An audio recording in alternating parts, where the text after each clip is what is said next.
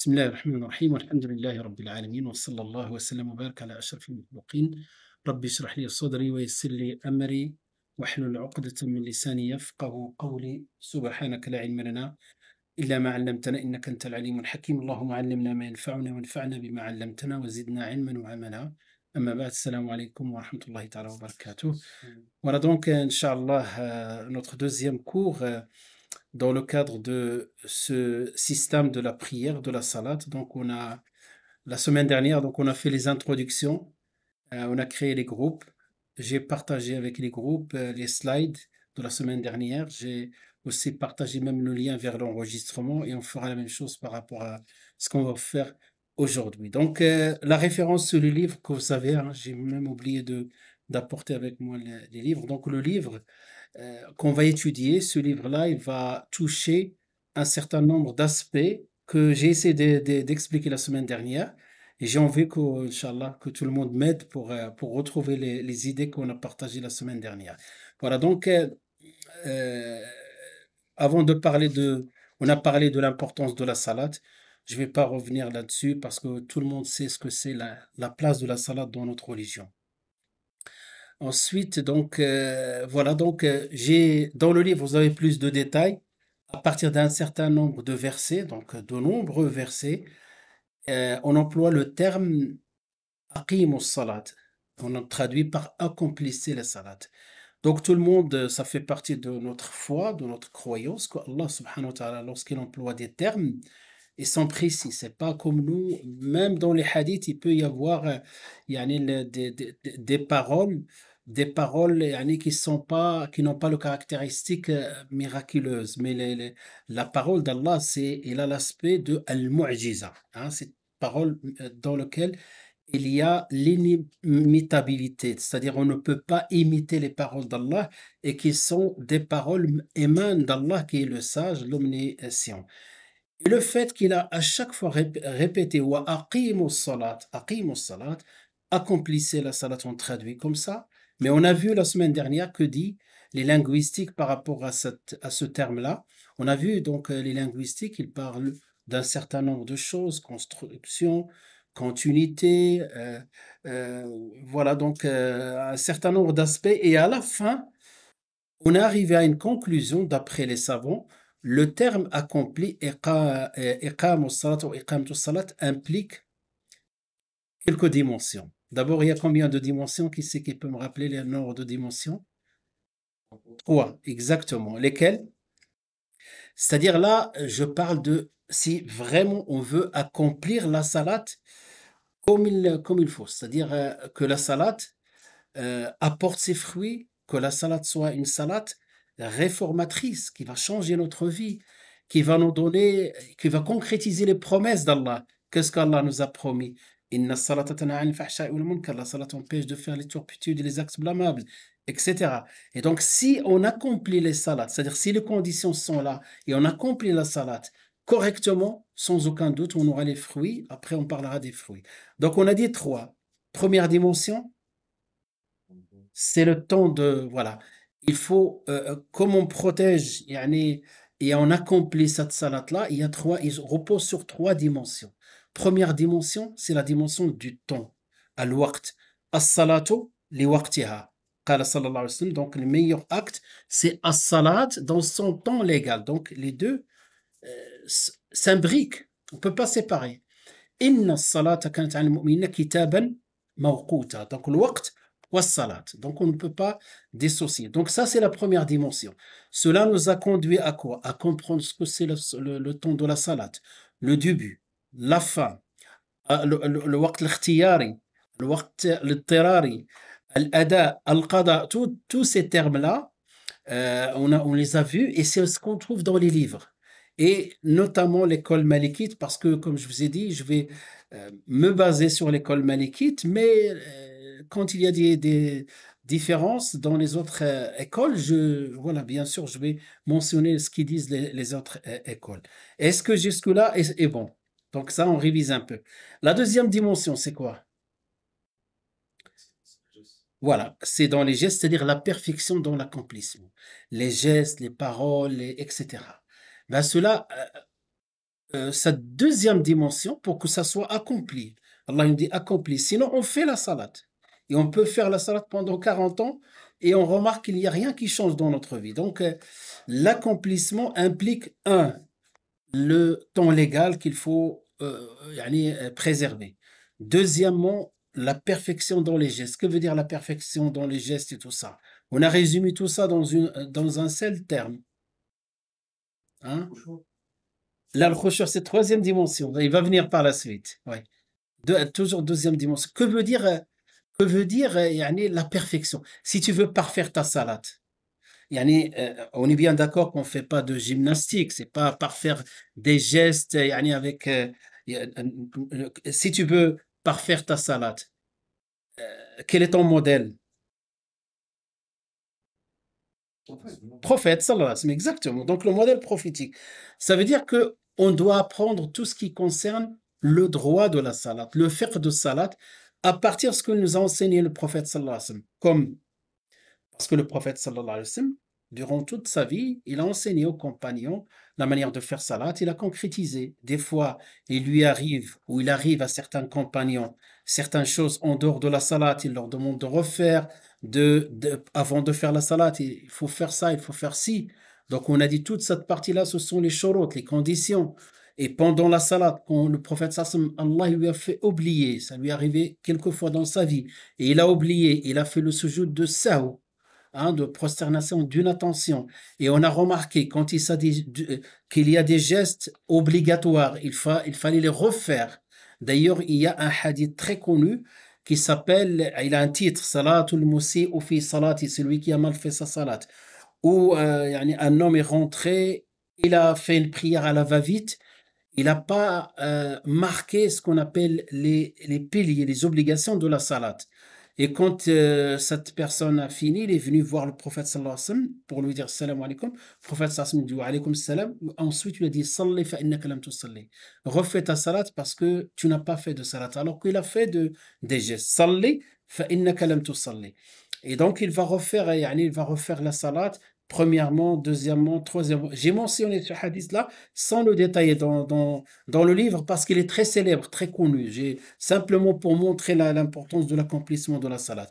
Et à ce moment-là, le prophète sallam va lui apprendre, à partir de là, que les ulama, ils vont définir les obligations de la salat. Les obligations, les choses, on ne peut pas, comment dirais-je, on ne peut pas ne pas les accomplir pour arriver à une salade qui est complète, qui est une salade qui est valide, sahiha. Et donc, si on a oublié une de ces obligations, on va les lister, il faut les recommencer, on va voir, Inch'Allah, ça comment, et par la suite, faire une prosternation, ou plutôt deux prosternations d'une attention, ce qu'on appelle sujoud saw.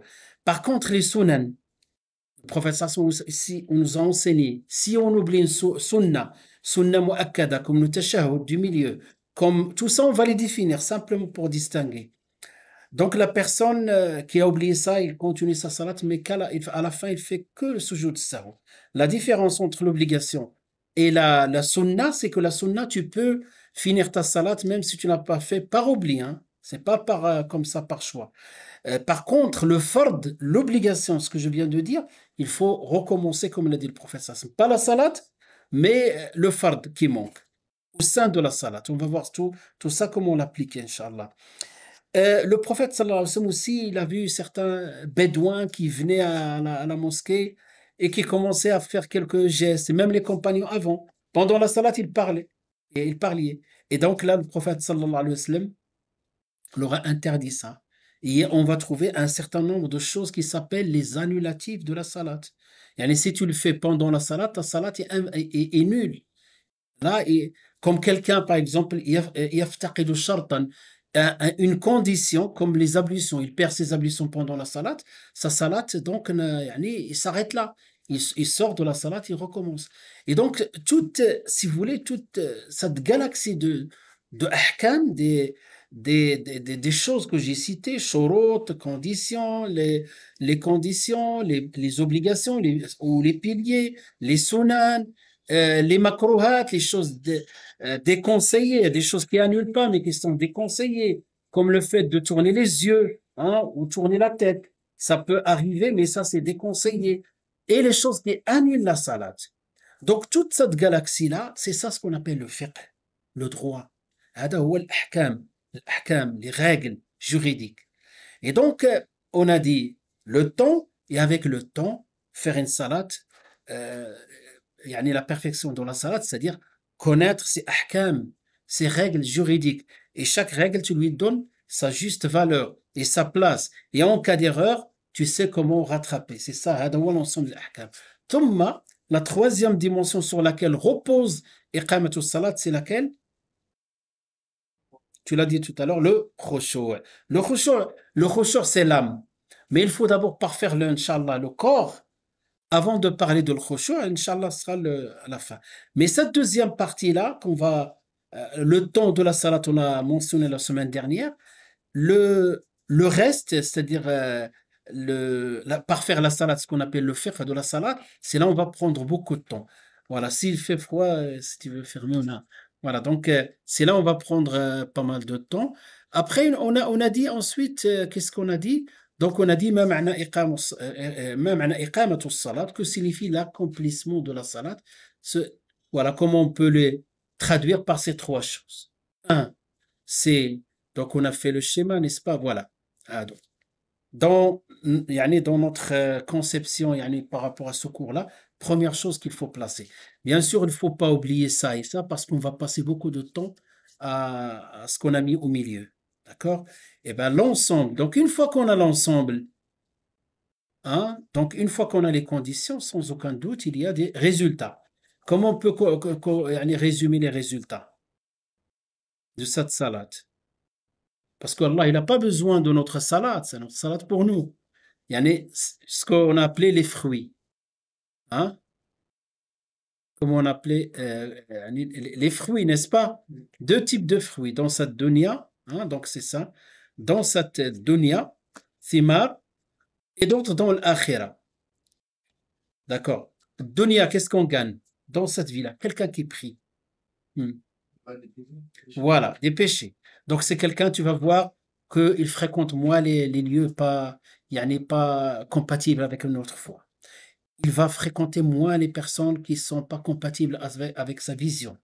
Il va cesser de faire les actes blâmables, voire les actes haram. Et c'est ça. Est-ce que ça c'est utile en tant que musulman? C'est utile pour notre santé. Vous imaginez quand quelqu'un qui consommait des cigarettes, qui fumait avant, et une fois qu'il a commencé à faire la salade petit à petit, on a vu des gens. Eh ben, il s'accroche à la salade, il s'accroche et à un moment donné, il arrête de fumer. Vous savez, rien que financièrement, ça coûte combien?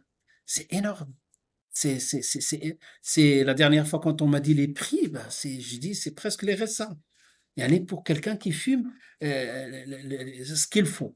À ça, la santé. Vous savez, on parle moins de ça parce que, comme vous le savez, il y a les lobbies du tabac et tout ça, on parle moins.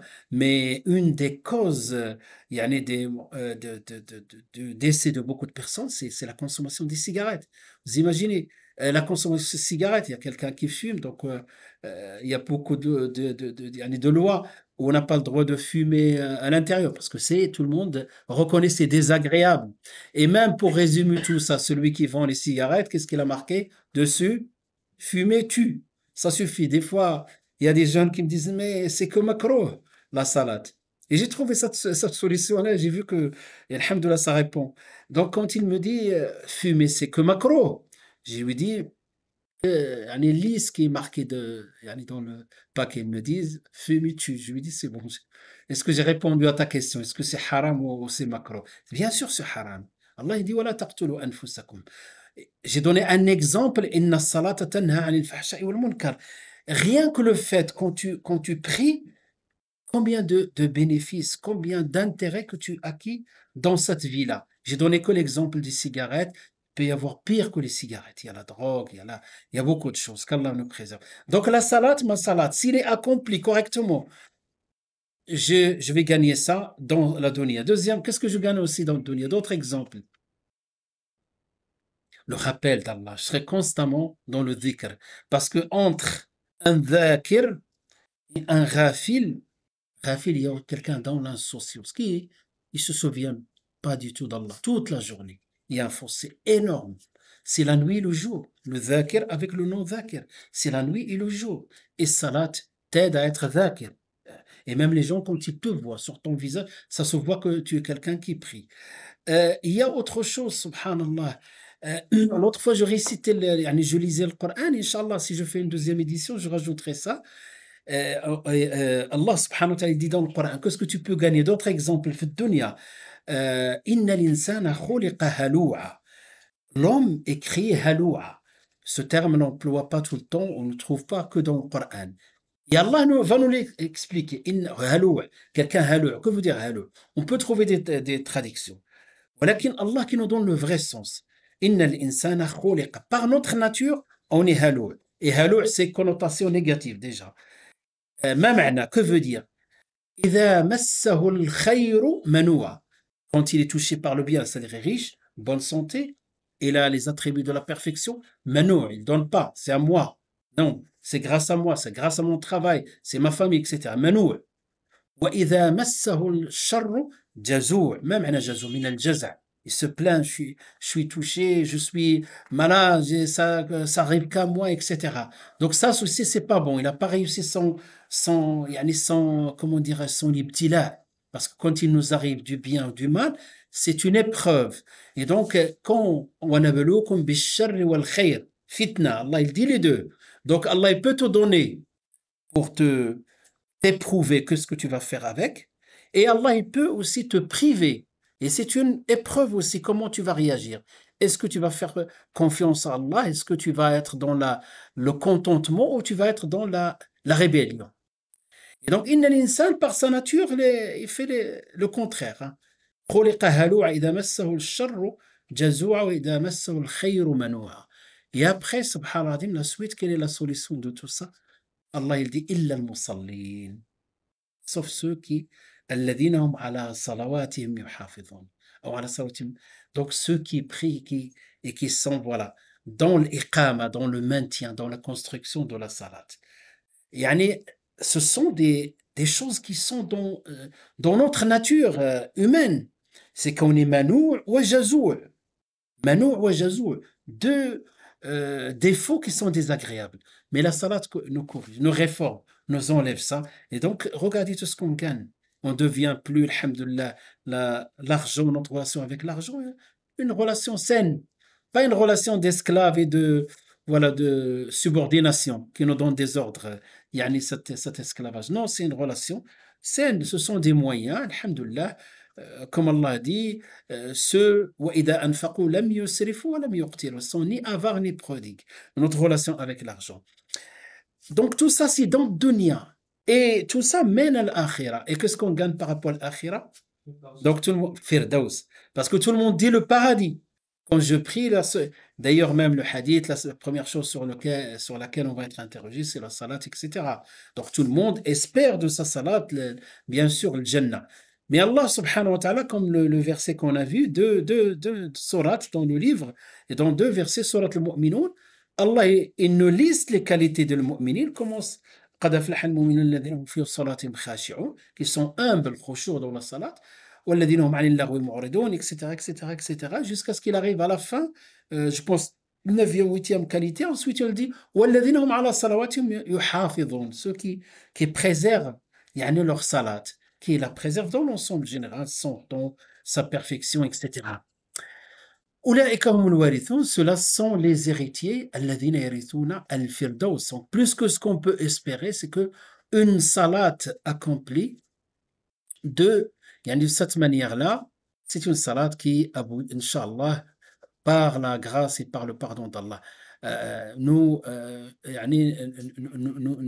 Grâce à Allah subhanahu wa ta'ala, on peut arriver à al-Firdaus al-A'la. Donc voilà, c'est cet ensemble que j'ai appelé le manzouma. Parce que quand on dit un système, c'est-à-dire un ensemble des choses qui interagissent entre elles, des lois d'attraction, voilà, etc. C'est ça un système, comme on dit. Voilà, notre corps, c'est un système. On ne peut pas enlever une partie et on ne peut pas, comment dirais-je, se passer d'une partie. Tout est un système. hein. Donc, l'ensemble fait un système, tous les éléments. Bah, la salat, c'est un système global. Il ne faut pas le prendre par le bout, par exemple, du temps ou le bout de l'ihsan. On fait abstraction sur le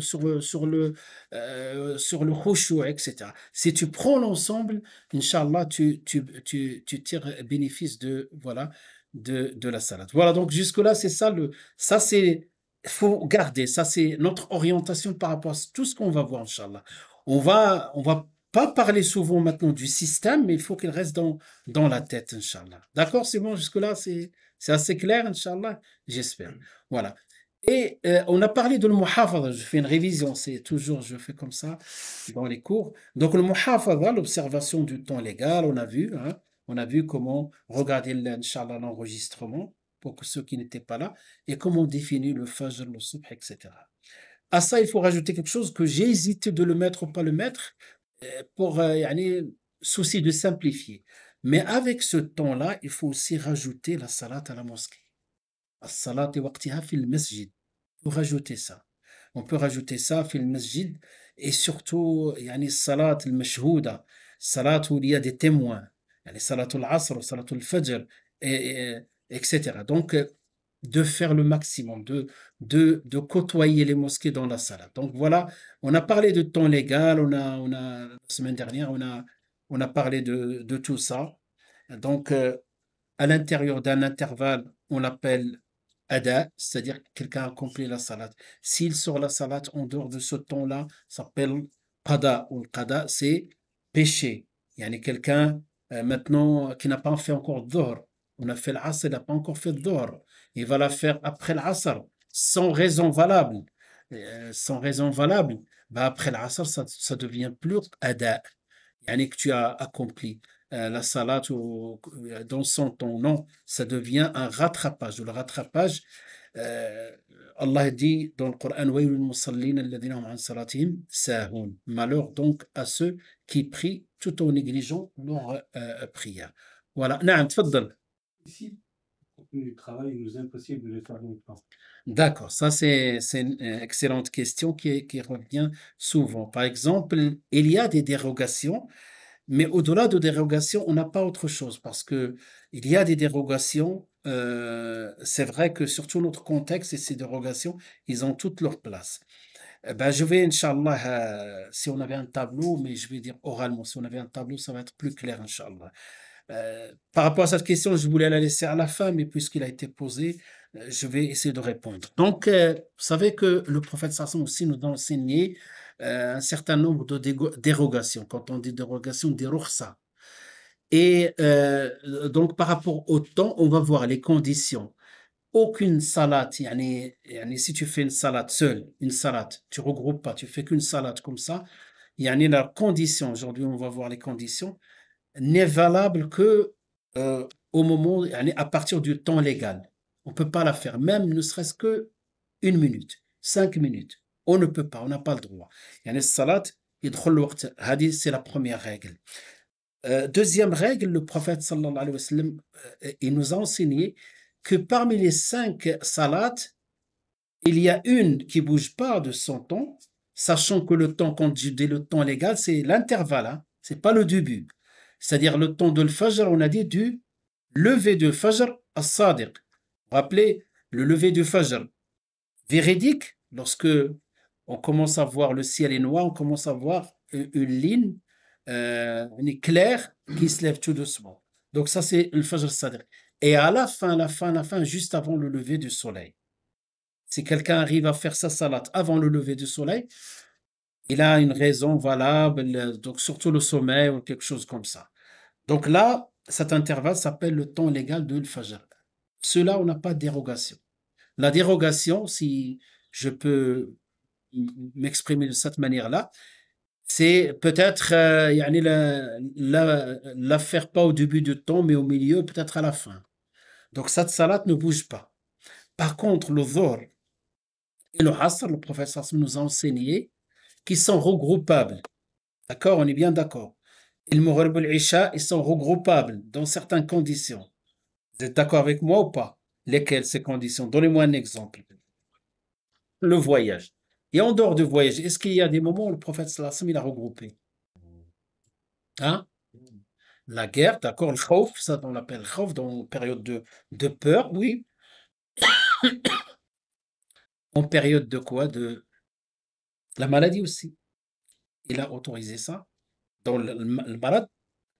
Et il y a un hadith qui est très important dans ce domaine-là.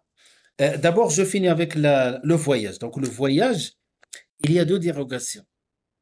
Est-ce que vous pouvez me dire quelles sont ces dérogations pendant le voyage? Au niveau de la salade, hein, il y a les deux rukhsa. Regrouper là et Regrouper et raccourcir. barakallahu fik, c'est ça. Regrouper et raccourcir. C'est-à-dire, concrètement, euh, raccourcir, c'est les trois salades qui sont rubaïya, quadrille. Il y a quatre rak'at et il passe à deux. Le reste ne bouge pas. Le maghrib et le fajr. 2 et 3 ne bougent pas. D'accord? Donc, quand je suis en voyage, on va voir, Inch'Allah, dans les détails du voyage, mais voilà, je fais abstraction sur les conditions. Je suis en voyage. Je peux faire ma salade, par exemple, de dhuhr et regrouper avec le asr. Et même, je rajoute la deuxième dérogation, au lieu de faire 4, je fais 2. Dans le temps au début de temps de dhuhr. Ça, on l'appelle jam'u taqdim. D'accord? Jam'u taqdim. Et quel est le temps de dhuhr? Par exemple, je prends voilà, je me dirige vers le nord, je vais à Lille, par exemple, sur la route, hein, donc je suis parti à 9 heures de chez moi, et les 14 heures, voilà, c'est le temps de dhuhr. Donc, je peux m'arrêter là et faire 2 rak'at de dhuhr et je rate 2 rak'at de l'asr. C'est-à-dire, dans le temps de dhuhr, j'ai ramené l'asr. Ça, c'est ce qu'on appelle jama'. Hada fait ijma', consensus des savants. Il n'y a pas de discussion autour de ça. Et seulement dans le voyage, je peux raccourcir. Que dans le voyage. Tout à l'heure, j'ai parlé du malade. Le malade, il n'y a personne qui raccourcit. Sauf le malade, il peut s'asseoir, il peut s'allonger en fonction de son état. Mais il ne peut pas transformer les 4 en 2. On est bien d'accord. Quand on parle de taqsir au salat, que dans le voyage. Donc, pour qu'on soit d'accord sur cette règle-là. D'accord? Il a raccourcir et regrouper. D'accord? Là, je l'ai fait dans le temps de dhuhr. Mais le temps de dhuhr, naam. Avancer la rassel ou enfin, le rassel, enfin, le dor et la rassel pendant le temps de la rassel. Il n'y a pas de préférence. Allahu alam, à ma connaissance, il n'y a pas de préférence. Quand tu as une dérogation, soit tu fais dans le temps de dhuhr, par exemple 2 heures. Quel est le temps de dhuhr? On a dit jusqu'au. Ça, c'est le début. Quand je dis 14, c'est le début. Mais tu peux les faire à 3 heures. Tu peux le faire à 4 heures. Tu peux le faire à 5 heures. Mais tout ça, tu n'as pas encore arrivé au temps de l'asr. Et tu regroupes le dhuhr avec le asr. Et ça rentre ce qu'on appelle regroupement, yani jam'u taqdim, par avancement. Tu as avancé le asr. D'accord. L'avancement, c'est possible. Hein? L'avancement, c'est possible. C'est possible les deux. Ça, c'est la première solution. Regarde. Là, de 14 heures. Regarde. De 14 heures. J'ai jusqu'au asr. Avant le asr, ça s'appelle le temps de dhuhr. Et je peux regrouper par avancement. Après le asr, maintenant, j'ai pas trouvé d'endroit, j'ai envie de rouler encore. J'ai le droit, puisque c'est une permission.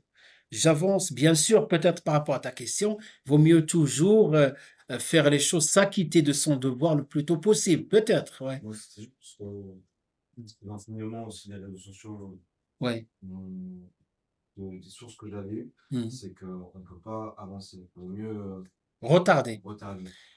C'est un avis, il faut me dire lequel, mais en tout cas, et l'argument, moi, vous savez, le domaine de fiqh, quand on soit enseigné ou poser des questions fiqh, il faut vraiment rester humble, parce que c'est un océan.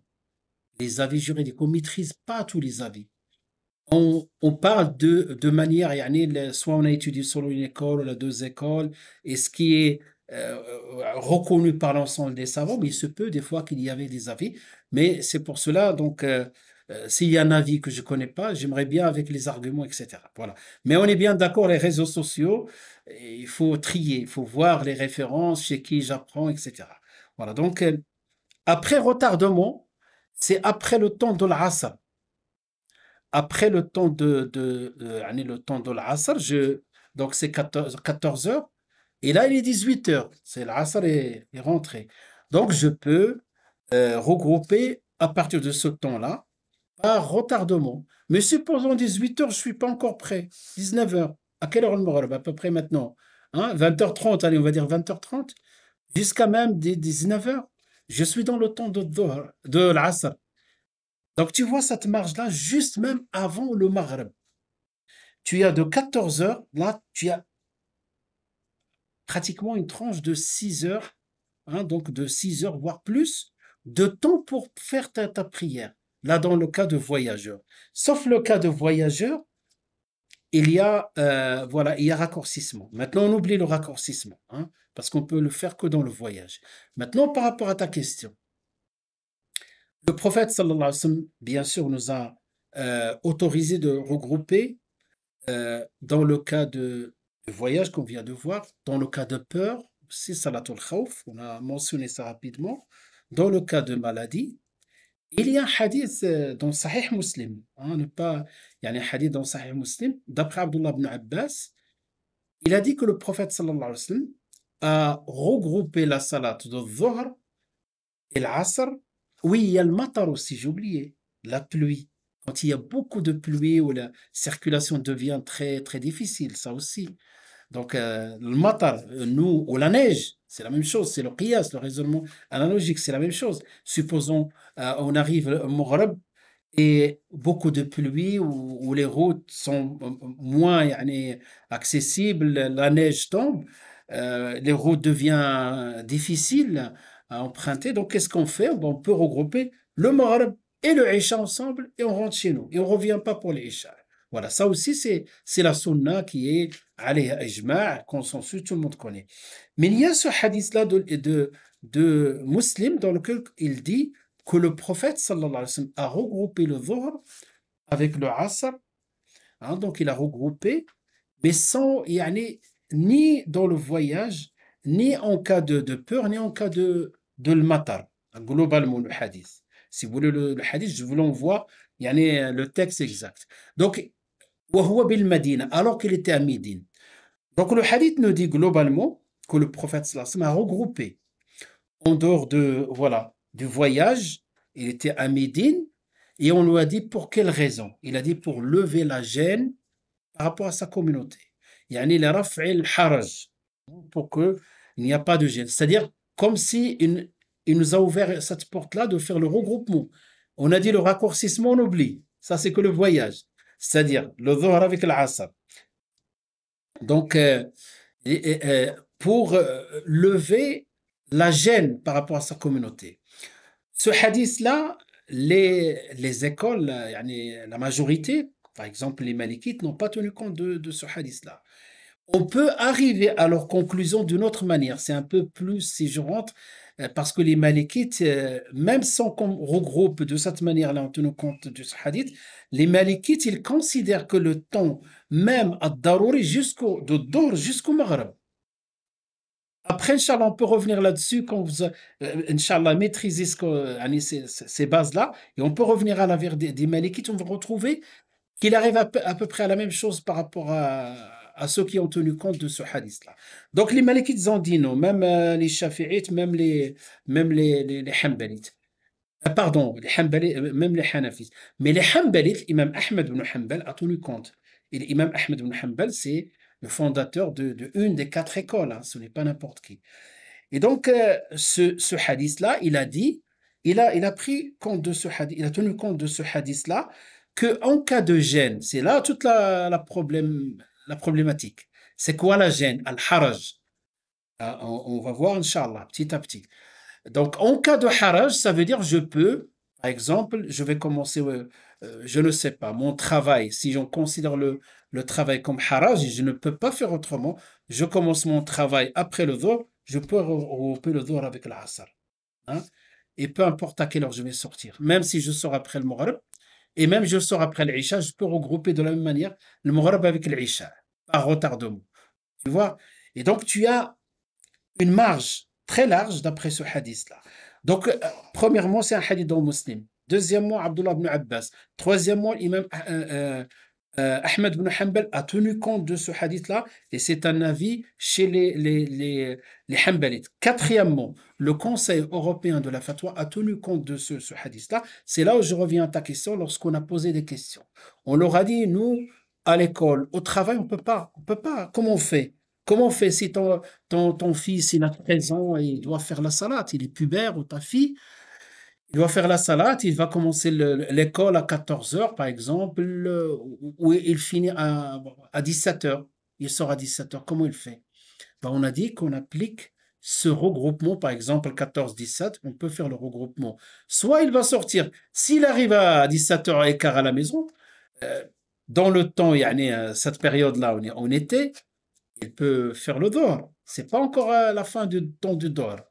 Sinon, en hiver, le dehors est passé.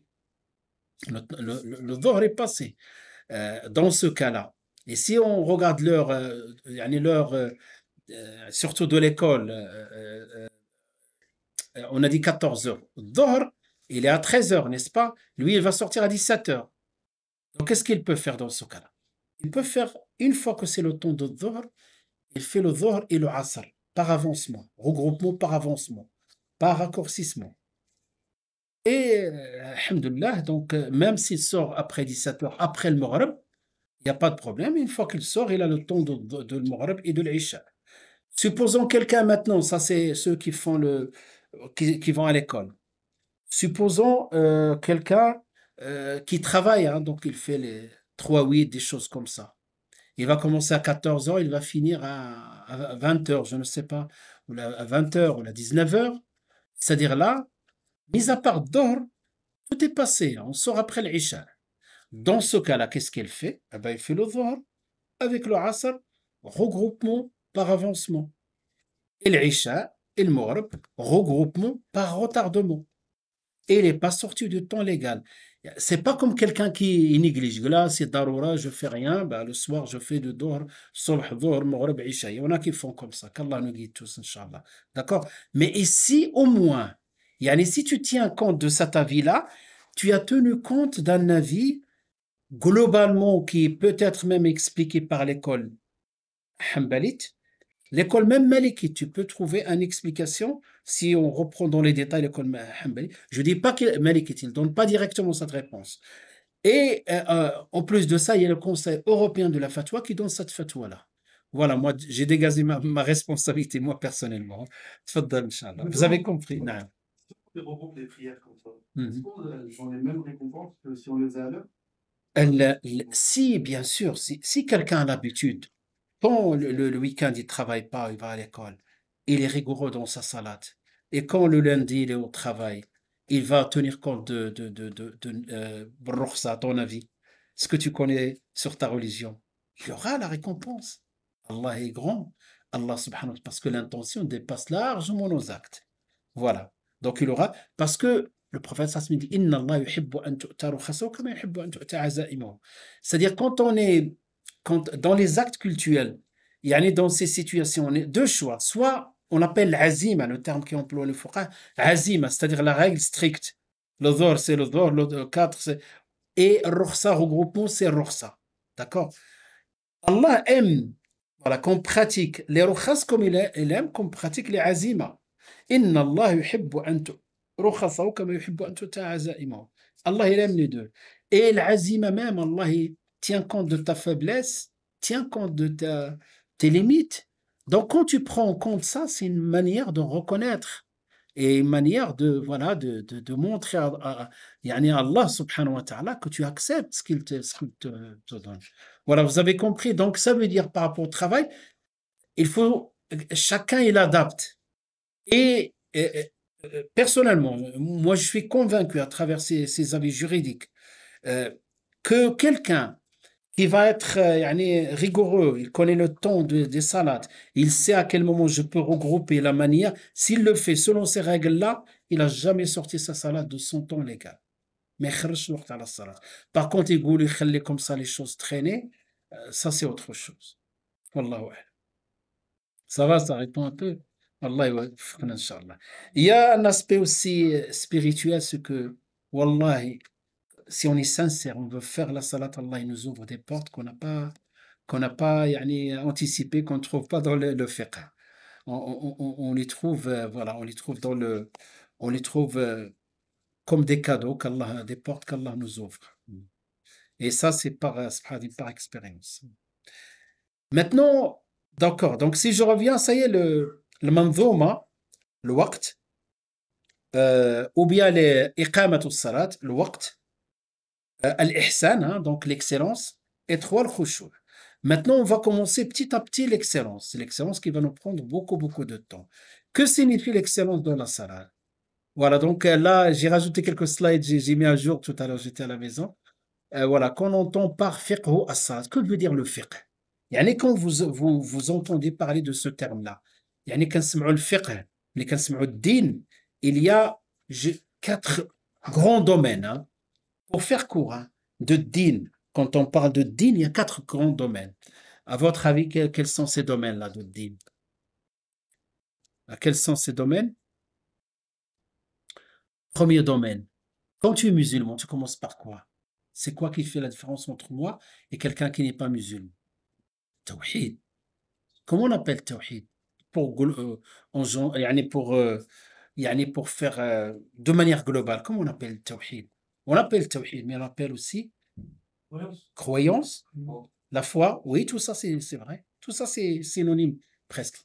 On l'appelle aussi al-aqida. Hein? L'unicité aussi, tawhid, aqida, tout ça. Donc, si je dis tawhid, je dis aqida, je dis dogme, je dis foi, on parle de la même chose. Quoique le terme foi, foi est plus global, l'iman ou l'aqida. Mais quand je dis l'unicité, c'est plus orienté vers la foi en Dieu. Alors que la foi est composée de combien de piliers? La foi, 6. À savoir, hein, croire en Dieu. Ça, c'est le programme de l'année prochaine, Inch'Allah. Allah, aux anges, voilà, les livres révélés, voilà, les messagers, les prophètes, le destin et le jour de la résurrection. Inch'Allah, il va y avoir un module sur les fondements de la croyance, Inch'Allah, l'année prochaine, Inch'Allah. Parce qu'on a dit, cette année, il reste que quelques mois, on fait au moins quelque chose qu'on pratique tous les jours. Donc, ça, c'est le premier domaine de din. Si je veux apprendre ma religion, une des choses que je dois connaître, c'est l'aqida, ma foi. Sans l'aqida, je ne suis pas musulman. Donc la foi. Ensuite, toute la partie pratique. Comment faire la salat, comment faire la zakat, comment se purifier, comment sortir la zakat, pas faire la zakat, s'acquitter de la zakat, comment pratiquer le pèlerinage. Hein? Il y a autre chose? Hein? Jeûner. Comment jeûner, d'accord, Zid? Comment se marier? Ça aussi, c'est le fiqh. C'est le droit, c'est les parties pratiques. Quand je meurs, comment répartir ma succession? Ça fait partie du fiqh. Dans les transactions financières, hein? Allah il nous parle de riba. Comment pratiquer? Allah il nous dit وَلَا تَأْكُلُوا أَمْوَالَكُمْ بَيْنَكُمْ بِالْبَاطِلِ. Ne dévorez pas les biens des uns et des autres de manière injuste. Allah il dit وَأَحَلَّ اللَّهُ الْبَيْعَ وَحَرَّمَ الرِّبَا. Ça c'est la pratique de tous les jours. Voilà. Dans tout cet ensemble-là, on va le reprendre ça, faire on le fait sous forme d'introduction du fiqh. Ben, cette partie, on l'appelle le fiqh, le droit, la partie pratique. Donc, vous voyez la première partie, la partie dogmatique, l'iman. Ce n'est pas quelque chose de pratique, c'est ma conception, c'est quelque chose dans le cœur et dans l'esprit. Par contre, tout ce qui est fiqh, c'est automatiquement de la pratique. Voilà, acheter, vendre, prier, faire la pratique. Donc voilà le premier domaine. Le deuxième domaine, on fait court, on dit le fiqh. Quand on dit le fiqh, le droit. Et quand on veut dire droit musulman, le fiqh, ou bien on l'appelle la jurisprudence. Des livres, tu trouves jurisprudence selon l'école malikite ou l'école shafi'ite, maintenant. Comme on peut l'appeler par d'autres termes. Après, il y a l'éthique. dans notre religion. Il y a la spiritualité. Il y a au moins ces 4 domaines qu'il faut distinguer. Inch'Allah. Voilà, nous, on est dans le fiqh parce que la manière, le comment. Ben, quand on parle de fiqh, donc, je pense, voilà, il y a moins de. Voilà, on a fait comme ça, je pense. Voilà, معليش, Inch'Allah, par rapport à la lumière. Donc, quand on parle de fiqh, le fiqh, le droit, que veut dire déjà le terme fiqh? Fiqh, c'est la bonne compréhension. ما يريد الله به خيرا يفقهه في الدين. Qu'est-ce que je viens de dire? Hadith du prophète sallallahu alayhi wa sallam, qui est authentique.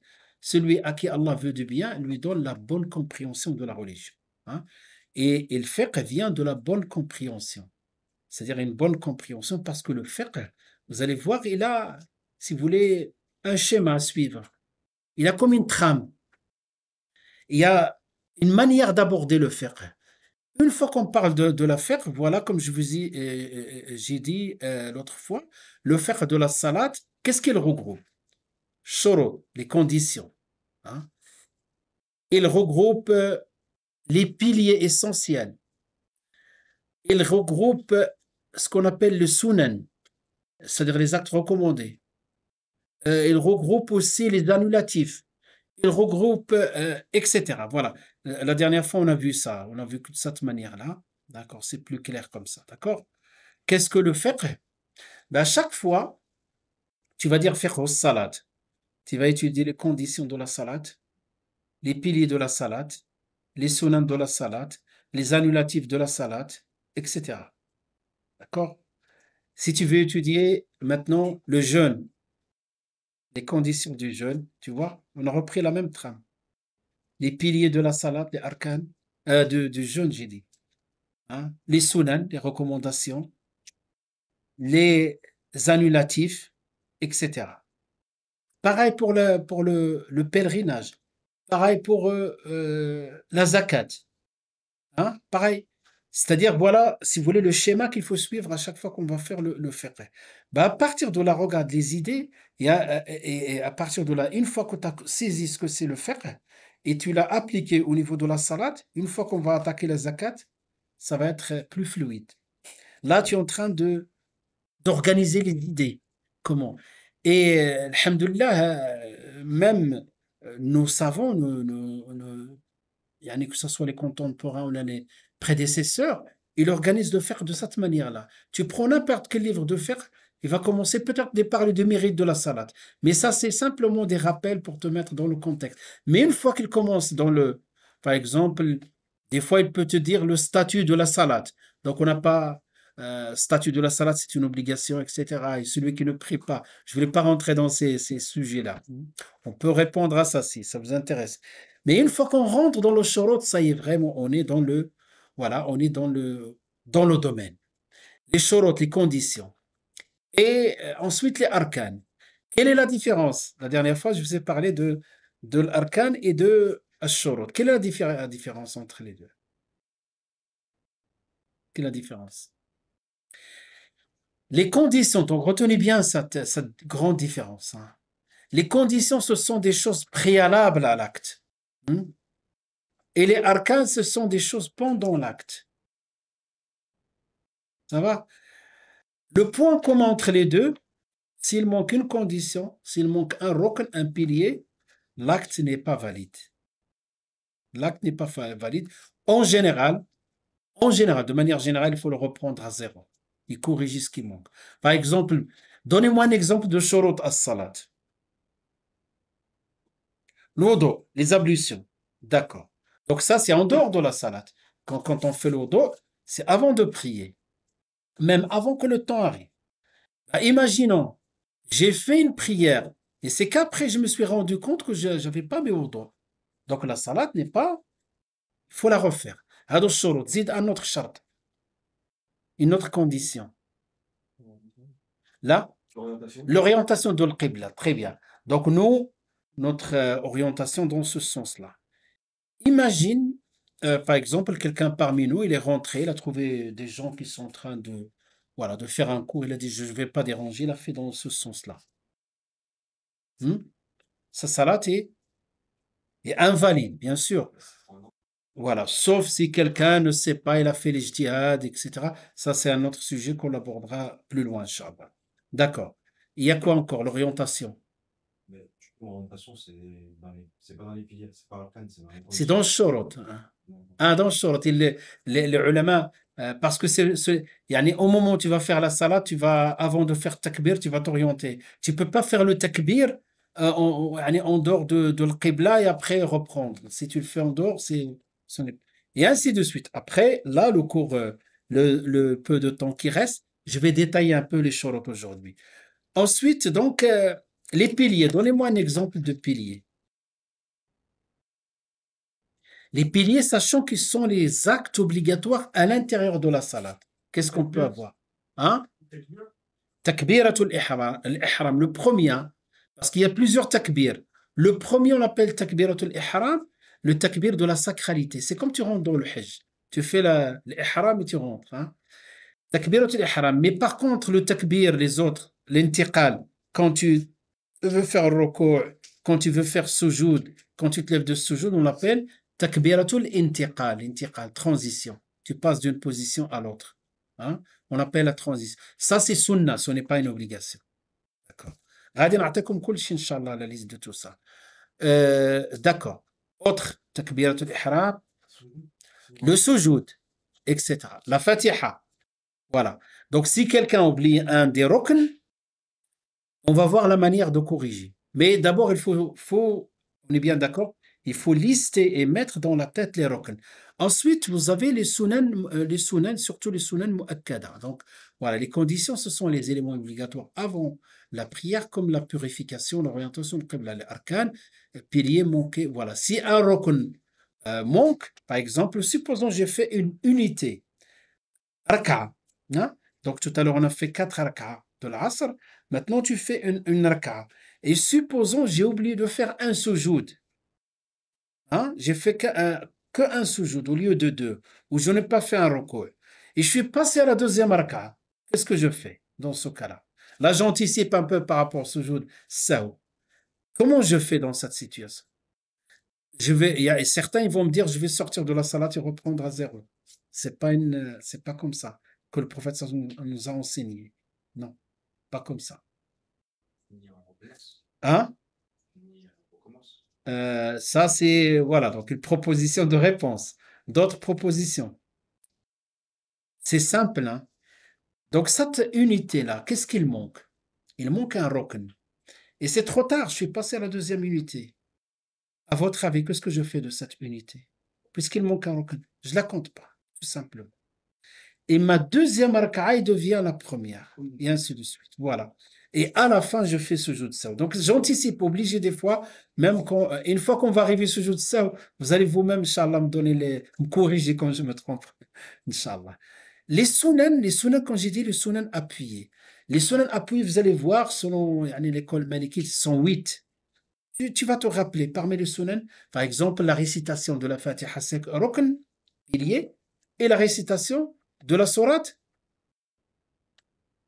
hein? Sunna mu'akkada. Supposons maintenant, c'est ça le fiqh. Le fiqh, c'est la bonne compréhension.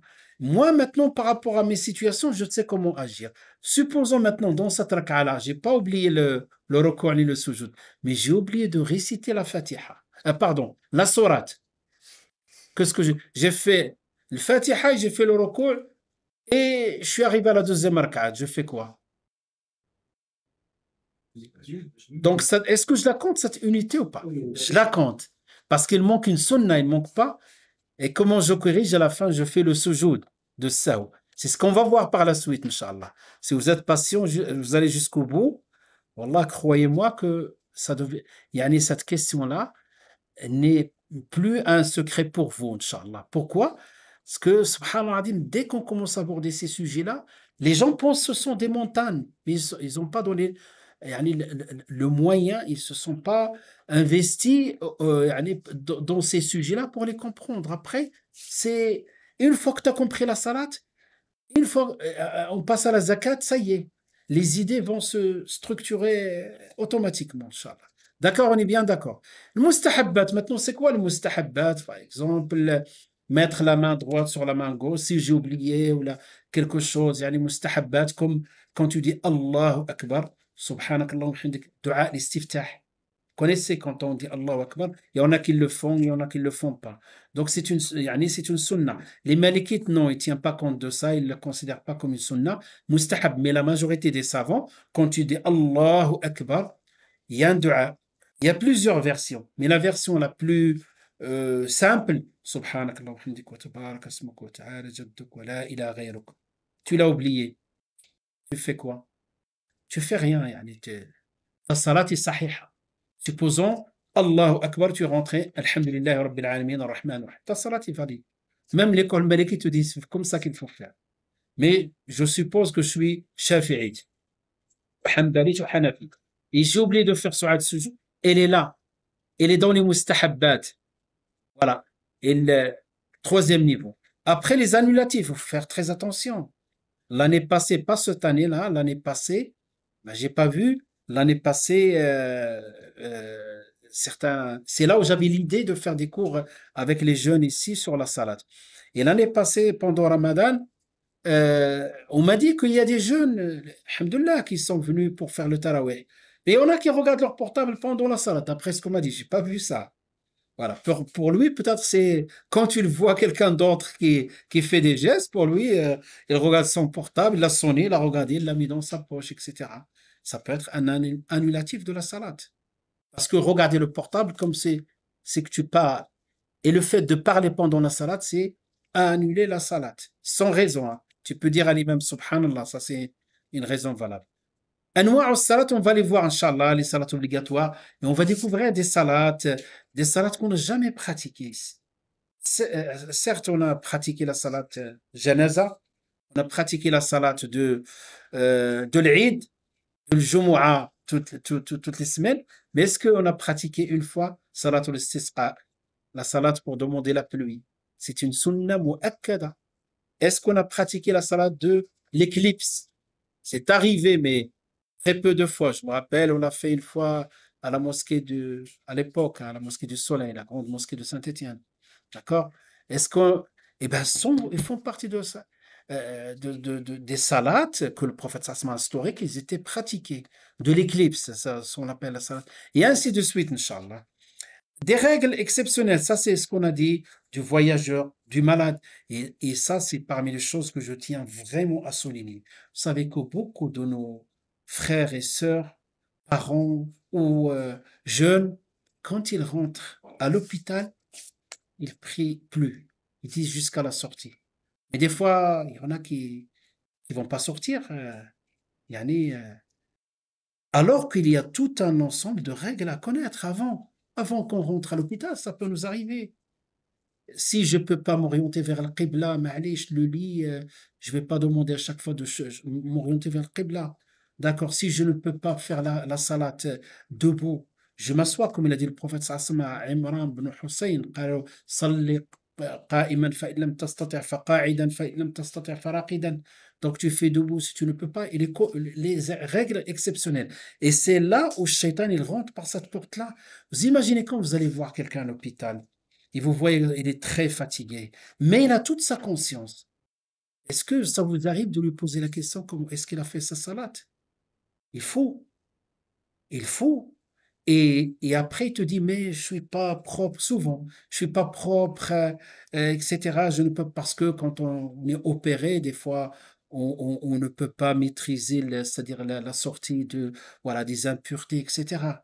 Qu'est-ce que je fais dans cette? Il y a des solutions. Vous savez qu'il y a le pire par rapport aux impuretés, c'est quelqu'un, et il a ce qu'on appelle salas. Salas, c'est l'incontinence. Et qui ne peut pas tenir, hein, qui ne peut pas tenir. S'il peut tenir de temps en temps, il fait ses ablutions avant, il rentre dans la salade. Mais quelqu'un continue, il ne peut pas. Qu'est-ce il arrête de faire la salade? Non, il y a la solution. Et le prophète sallallahu a autorisé. Il fait ses ablutions avant, il se nettoie, il rentre dans la salade. Même, il continue à couler. Il faut connaître ces choses-là. Et surtout les gens qui rentrent Et d'autres, dernièrement, ici à la mosquée, il y a une personne qui est venue me voir qui me pose la question. Et des fois, la question est orientée. Il me dit, voilà, moi sur la route, j'ai pas fait ma salade. Une fois que j'arrive là-bas au bled, comment je fais? Je dis, stop, stop, stop, pourquoi t'as pas fait ta salade? Il me dit, oui, c'est sale, c'est pas, c'est que je suis pas tranquille. Non, non, non. Akhi, tu es dans le voyage, tu as beaucoup de portes de Rorsa qui est ouverte devant toi. Il m'a dit, j'aime pas qu'on me voit. Avance, tu trouves un endroit, il n'y a personne, tu pries. Tu regroupes. Si tu trouves pas, toutes les stations, nous supposons il n'y a pas de l'eau, bah, tu fais le tayammum. Tu ne connais pas le qibla, bah, tu fais les ijtihad. Tu essaies un peu de regarder le soleil et tu trouves grosso modo l'orientation. Ou hakada. Tu es malade, tu pries assis, etc. Donc, vous voyez, donc, les règles exceptionnelles, c'est un des sujets les plus importants. Inch'Allah, petit à petit, si on est vivant, il faut que ça soit clair, Inch'Allah, voilà, dans nos mosquées. Double prosternation, sujoud, as-sahou. Voilà, Inch'Allah, ça, on va faire des pratiques. Et bien sûr que c'est les mêmes cours que je fais à la mosquée. Vous imaginez, je ne peux pas rentrer dans les détails. Je pars rapidement et après, Inch'Allah, vous allez voir, avant le Jumu'ah, je fais un dars. Et après, donc, simplement, à la fin, une fois qu'on a fait un petit tour, je vais faire quelques pratiques avec eux sur Sujoud Sahw, Inch'Allah. Maintenant, les shorot, les choses voilà, avant la salade. Donc, les choses avant. Donc, on a dit les shorot. Et les shorot, يعني, s'il manque un shart, comme un pilier, l'acte s'écroule. Et le shorot encore pire. L'acte, non, je n'ai pas mis ça, mais Inch'Allah, je vous enverrai tout ça ce soir. Oui, oui, tout ça. Oui, oui, je vais l'envoyer avec l'enregistrement, Inch'Allah. Mais Inch'Allah, il faut que ceux qui ne sont pas dans le groupe, on règle, Inch'Allah, cette situation, Inch'Allah, aujourd'hui. D'accord. Donc, puisque vous êtes gentil, j'ai compliqué avec vous. Je ne sais pas, je ne vais pas compliquer à la mosquée. Simplement, mais c'est des fois de pousser la pensée et la conception des choses. Des fois, c'est utile pour qu'on soit, voilà, qu'on nuance. Hein. Donc, les savants, de manière générale, tu peux ouvrir, Inch'Allah, barakallahu fik, Rabbi Jazak. Donc, de manière générale, les ulama, quand ils parlent des conditions, il y a deux types de conditions. Il y a les conditions d'obligation, il y a les conditions de validité. Les conditions d'obligation, ce sont des conditions, une fois qu'ils sont là, l'acte devient obligatoire, comme son nom l'indique. On l'appelle shurut wujub, conditions d'obligation. D'accord? Il y a shurut, deuxième catégorie, shurut sihha. C'est-à-dire, l'acte est obligatoire, mais il va y avoir d'autres conditions pour qu'il soit valide. Hein? Par exemple, je vous donne deux cas. Condition d'obligation, on va voir, Inch'Allah, c'est, par exemple, allez, donc, la puberté a des conditions d'obligation, d'exigibilité, devient exigible, tout musulman qui est pubère, saint d'esprit, et mukallaf. Il a l'obligation de faire la salade comme tout musulman. Celui qui n'a pas sa raison, il n'est pas obligé. L'enfant n'est pas obligé. Ils la font, c'est une sunna pour lui. C'est acte sérogatoire. D'accord? Condition, ça c'est d'obligation. Voilà. Sans elle, donc vous voyez, sans elle, la prière n'est pas exigée. C'est pour cela que j'ai dit exigibilité. Donc, ou l'obligation. Shurut wujub. Shurut sihha, donc c'est par exemple les ablutions. Si je fais ma salade avec mes ablutions, ma salade est sahih, est valide.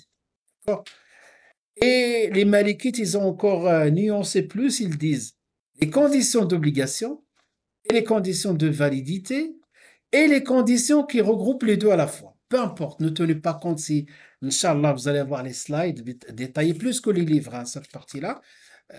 Mais, Inch'Allah, voilà, quand on évoque les conditions, l'intérêt, on va aborder beaucoup de questions. On va aborder beaucoup de questions. Vous allez voir, Inch'Allah, on va aborder beaucoup de questions pratiques. Hein. Première chose, donc, la puberté. L'enfant pubère est redevable de la prière. Ça veut dire le cas contraire.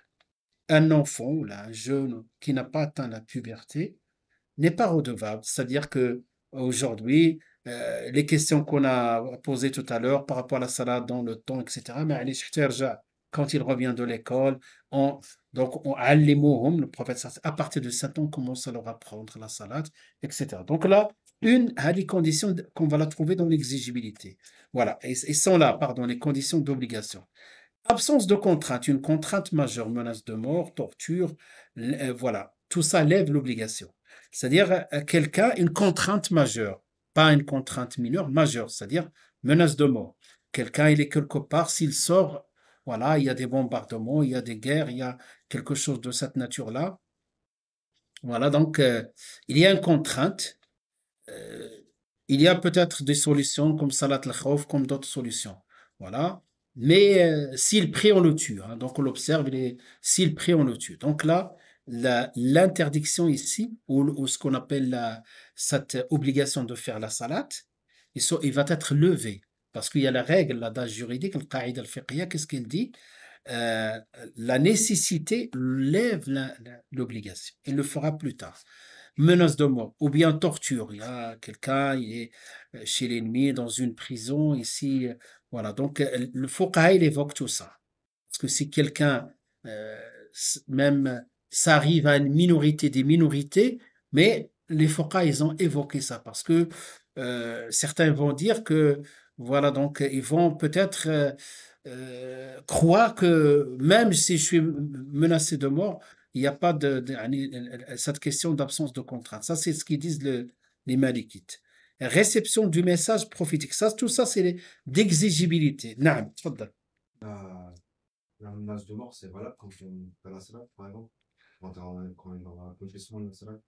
Oui, c'est ça. Que avec la salade. Oui, c'est la vie. Si la vie vraiment est menacée, oui, oui, Euh, par contre, donc il y a plusieurs situations. Imaginons, on est dans la salade. L'imam est tombé, hein, est tombé, on ne sait pas, il est tombé, il a perdu connaissance. Comment on fait dans ça? Pour voir aussi l'importance de ça, il y a un juste milieu. C'est ce qui est arrivé aux Sahaba, hein, quand Omar ibn Khattab a été assassiné. Qu'est-ce qu'ils ont fait? Ben, un petit groupe, ils l'ont pris en charge, ils ne vont pas le laisser pour le sauver.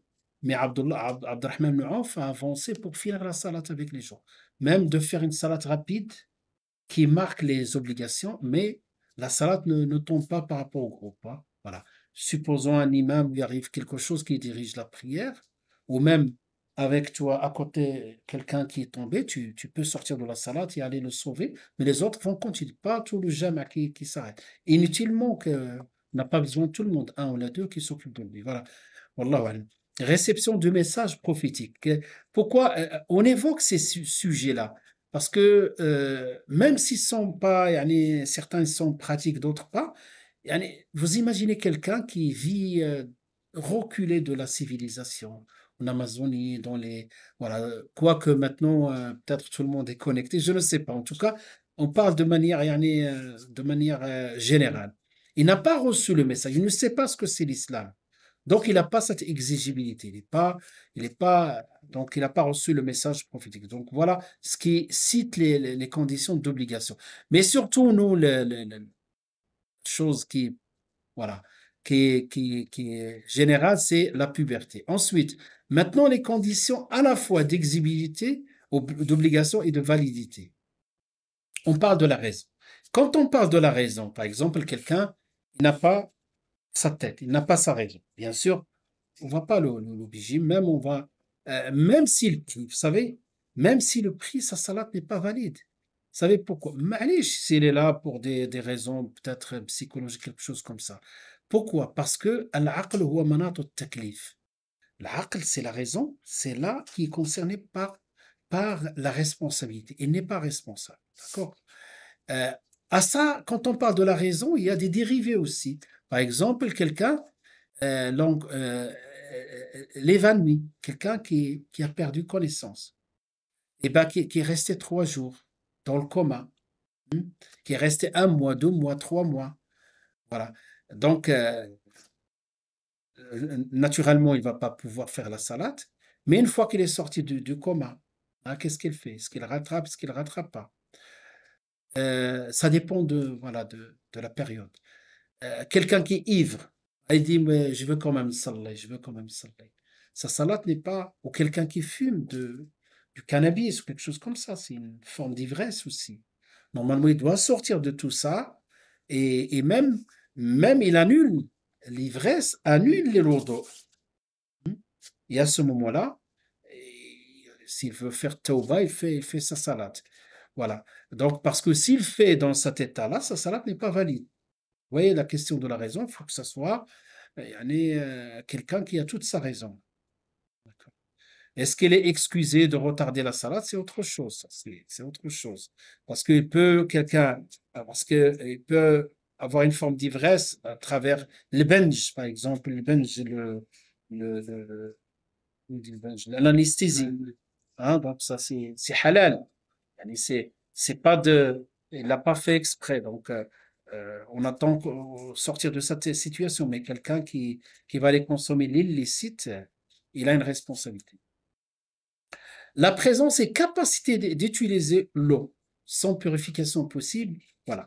Donc, d'abord, la présence. Vous allez me dire, mais s'il n'y a pas l'eau, il y a le tayammum. Voilà. Ça, c'est selon l'école malikite. C'est-à-dire, s'il n'y a pas l'eau et il n'y a pas possibilité de faire tayammum, c'est un peu, yani, c'est un peu, peut-être surprenant pour certains. Les malikites disent, il n'y a pas de salade.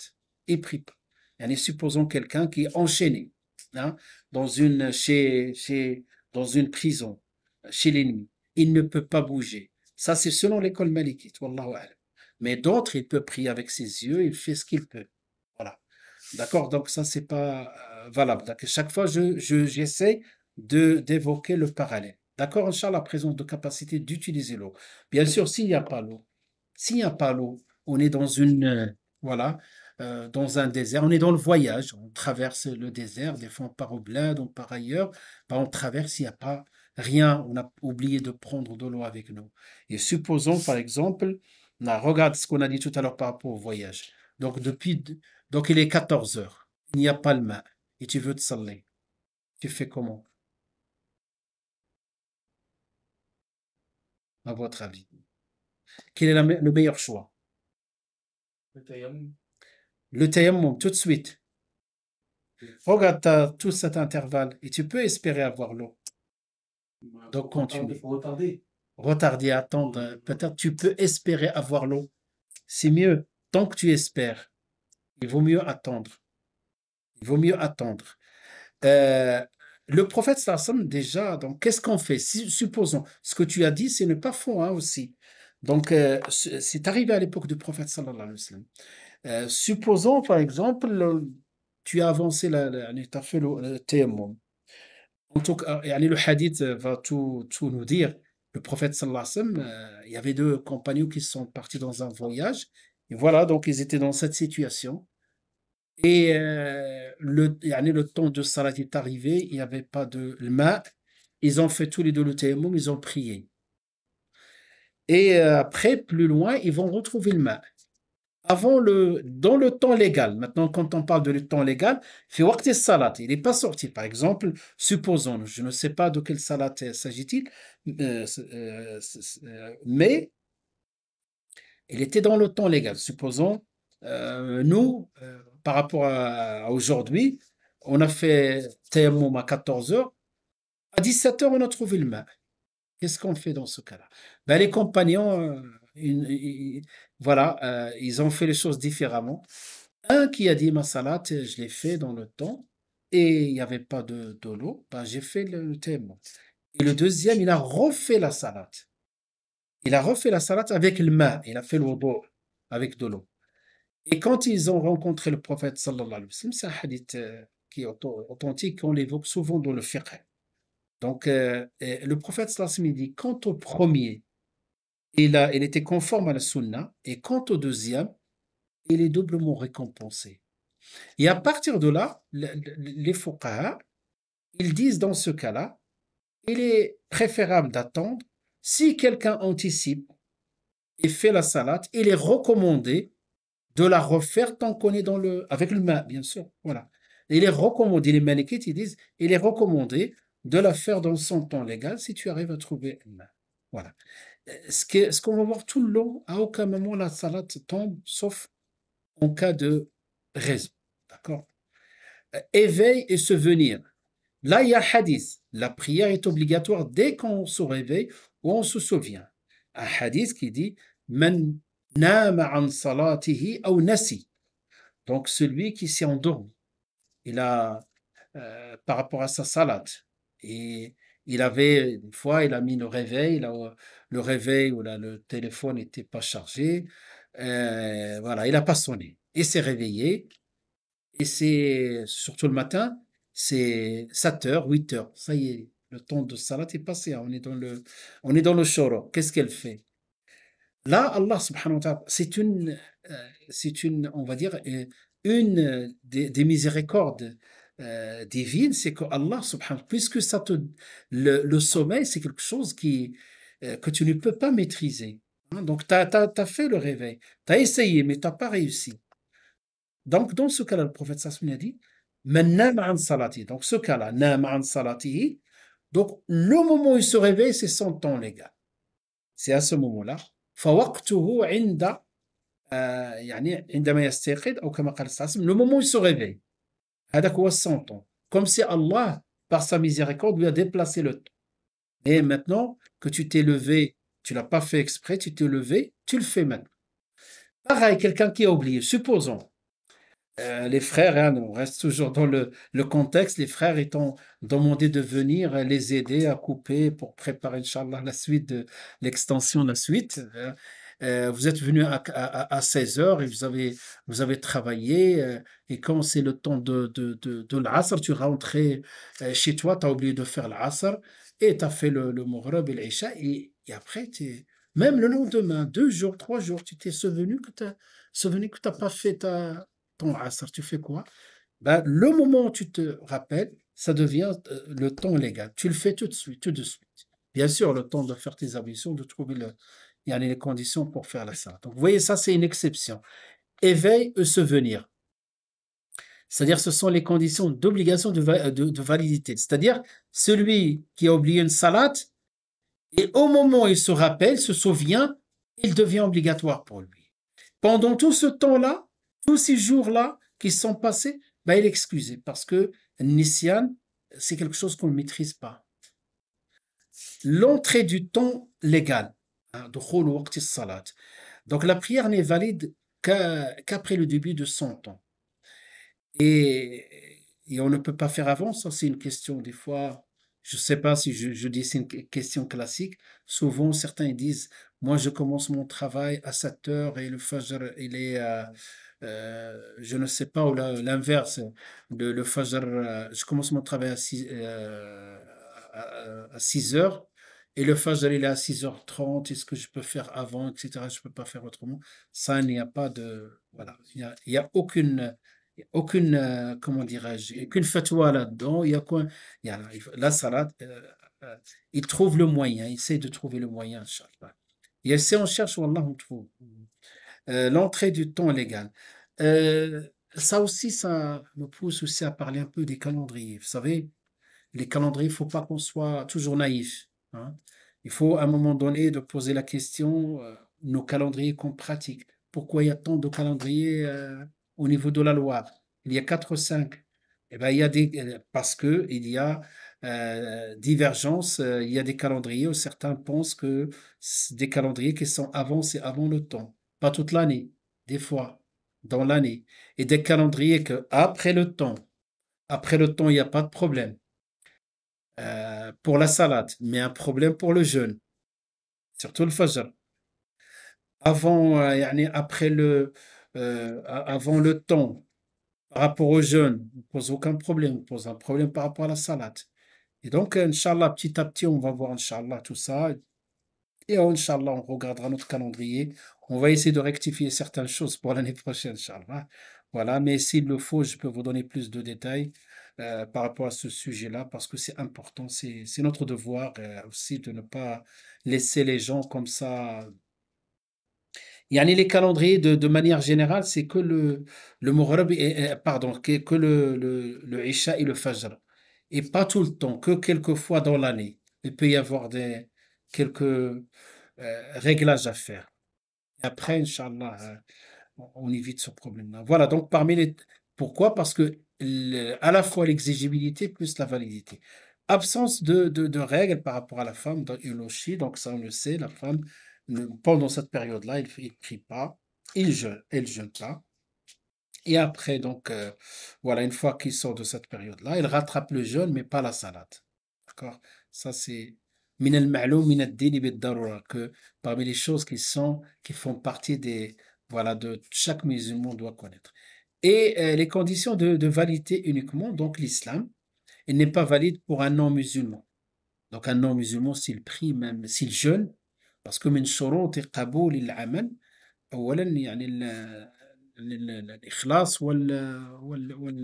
والموافقة, c'est-à-dire la sincérité. Quand je dis que quelqu'un n'est pas musulman, c'est pas que je remets en cause sa sincérité, mais on parle ici, c'est-à-dire le dogme, on parle au niveau de dogme, de la croyance. Et donc, si quelqu'un n'est pas musulman, même s'il prie, sa salat n'est pas valide. Hein. Il y a des fois, certains, des fois, qui par voilà, donc soutien à ses amis, jeûne avec eux, etc. Le jeûne n'est pas valide. La purification, hein, donc nécessaire, voilà, la purification majeure et mineure. Ce sujet-là, peut-être je ne vais pas le développer tout de suite, plus tard, Inch'Allah. Quand je dis dans ce cycle-là, dans cette formation-là. Donc, l'impureté majeure et l'impureté mineure.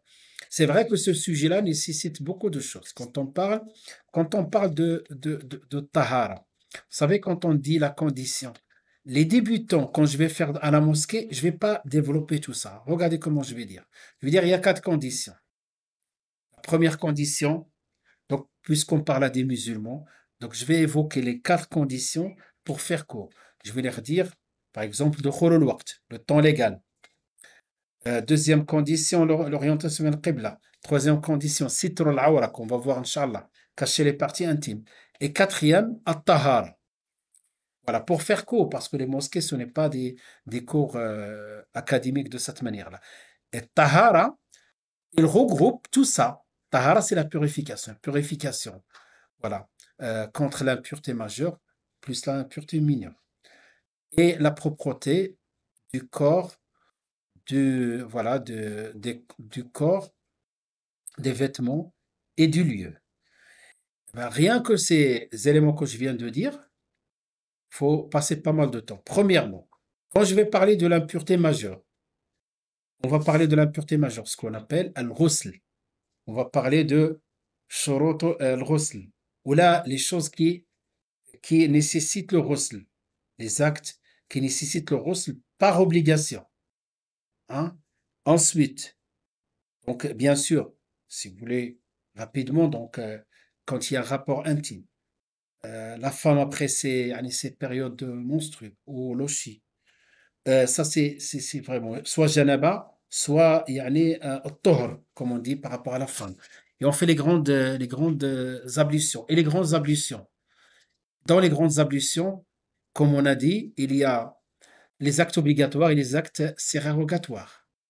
Les actes obligatoires, c'est la niya et le fait de passer l'eau au niveau du corps. Les malékites rajoutent avec delk, frotter, pas les autres écoles. D'accord? Et si je fais que ça, donc j'ai enlevé l'impureté majeure. Quant à l'impureté mineure, à ce moment-là, je fais mes ablutions.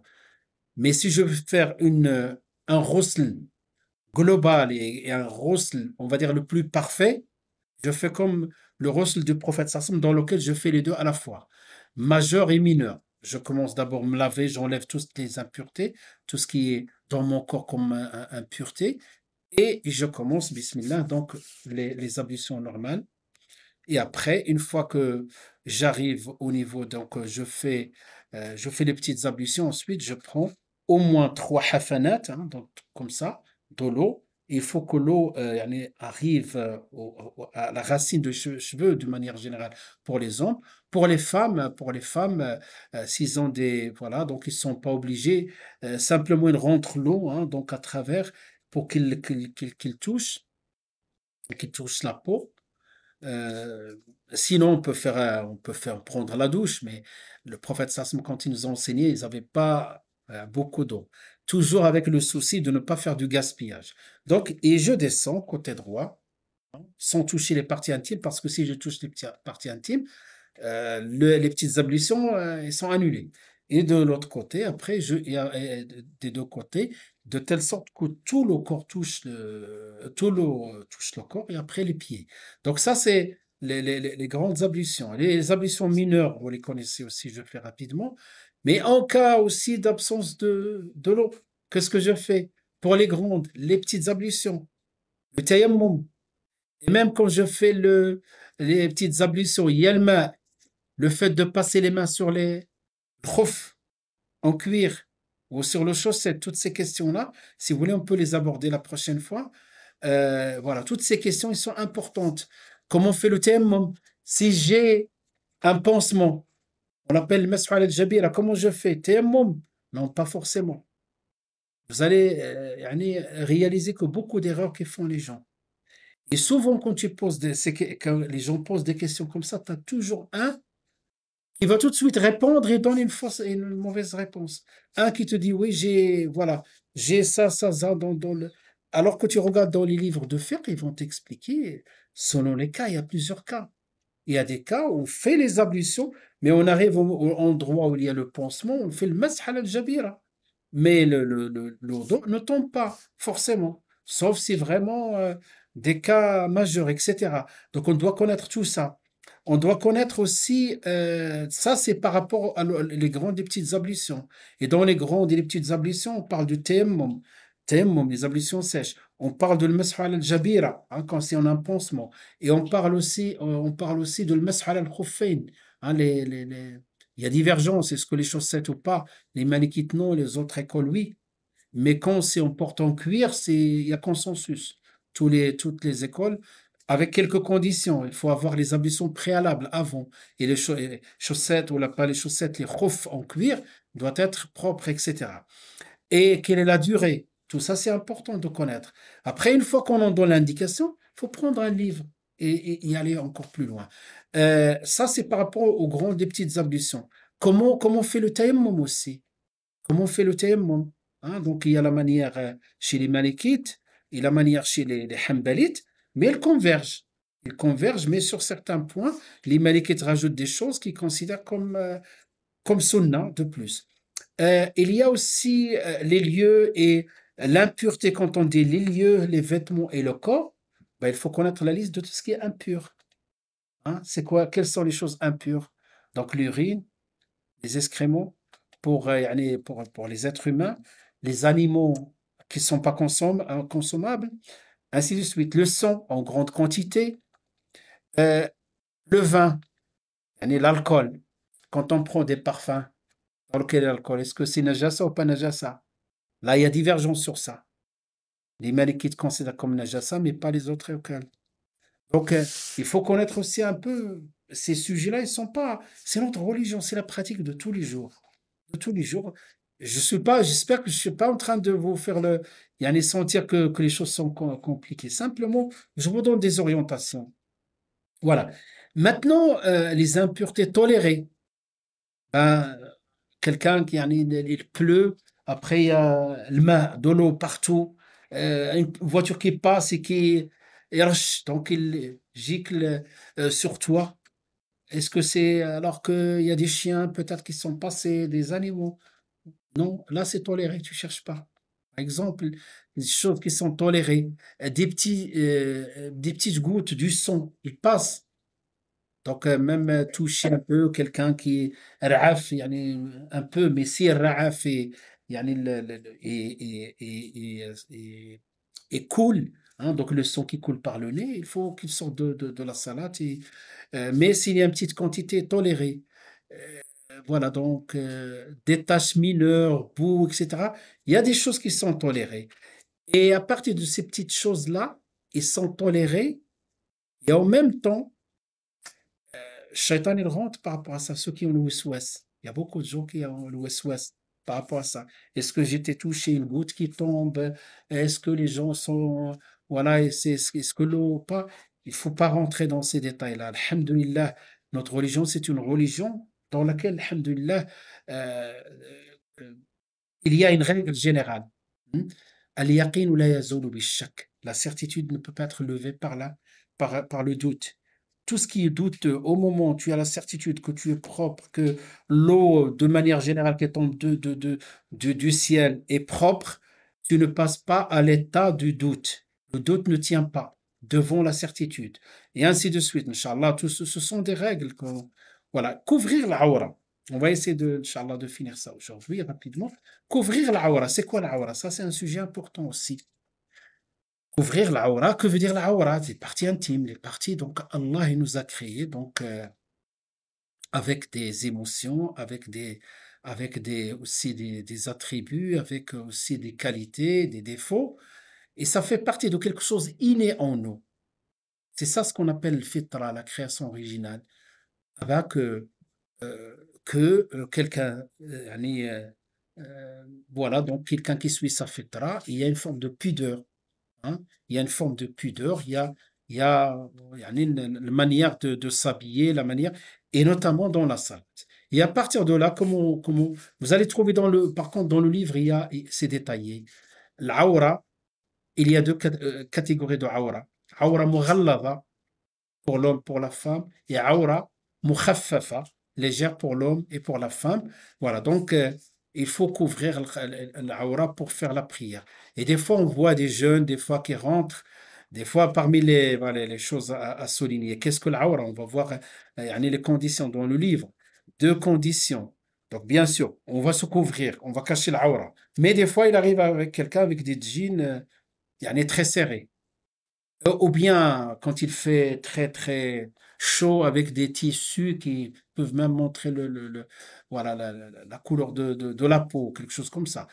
Il faut, ne serait-ce que ces deux conditions. Il faut que le tissu, d'abord, il ne faut pas qu'il colle, il montre les formes. Et deuxième chose, il ne faut pas que voilà, la matière soit très très légère, de telle sorte on voit le corps, que ce soit pour les femmes, pour les hommes. Donc, ça, c'est un sujet très important qu'on doit transmettre à nos enfants, qu'on doit transmettre aux jeunes et moins jeunes. Et des fois, subhanallah al-azim, quand je vois la carence, je vois l'oubli, je vois peut-être un peu le manque de responsabilité lorsque je passe à l'institut et quand je rentre dans les toilettes et on voit la manière dont les enfants, comment ils ont avant et après, comment ils ont laissé les toilettes. Des fois, avec voilà, les personnes autour de moi, je dis ça, c'est le rôle des parents. On n'a rien à reprocher aux enfants. On leur apprend comment faire leurs besoins dès leur jeune âge. Voilà. Et qu'on s'assoit, quand voilà, et on se lave avant, on se lave après, etc. Ça fait partie des choses importantes à transmettre aux enfants. On les laisse pas, même s'ils ne sont pas encore dans l'âge de faire la salade, mais on leur prend, ça c'est indispensable. Nous sommes umma, inna Allah yuhibbu at-tawwabin, yuhibbu al-mutatahhirin.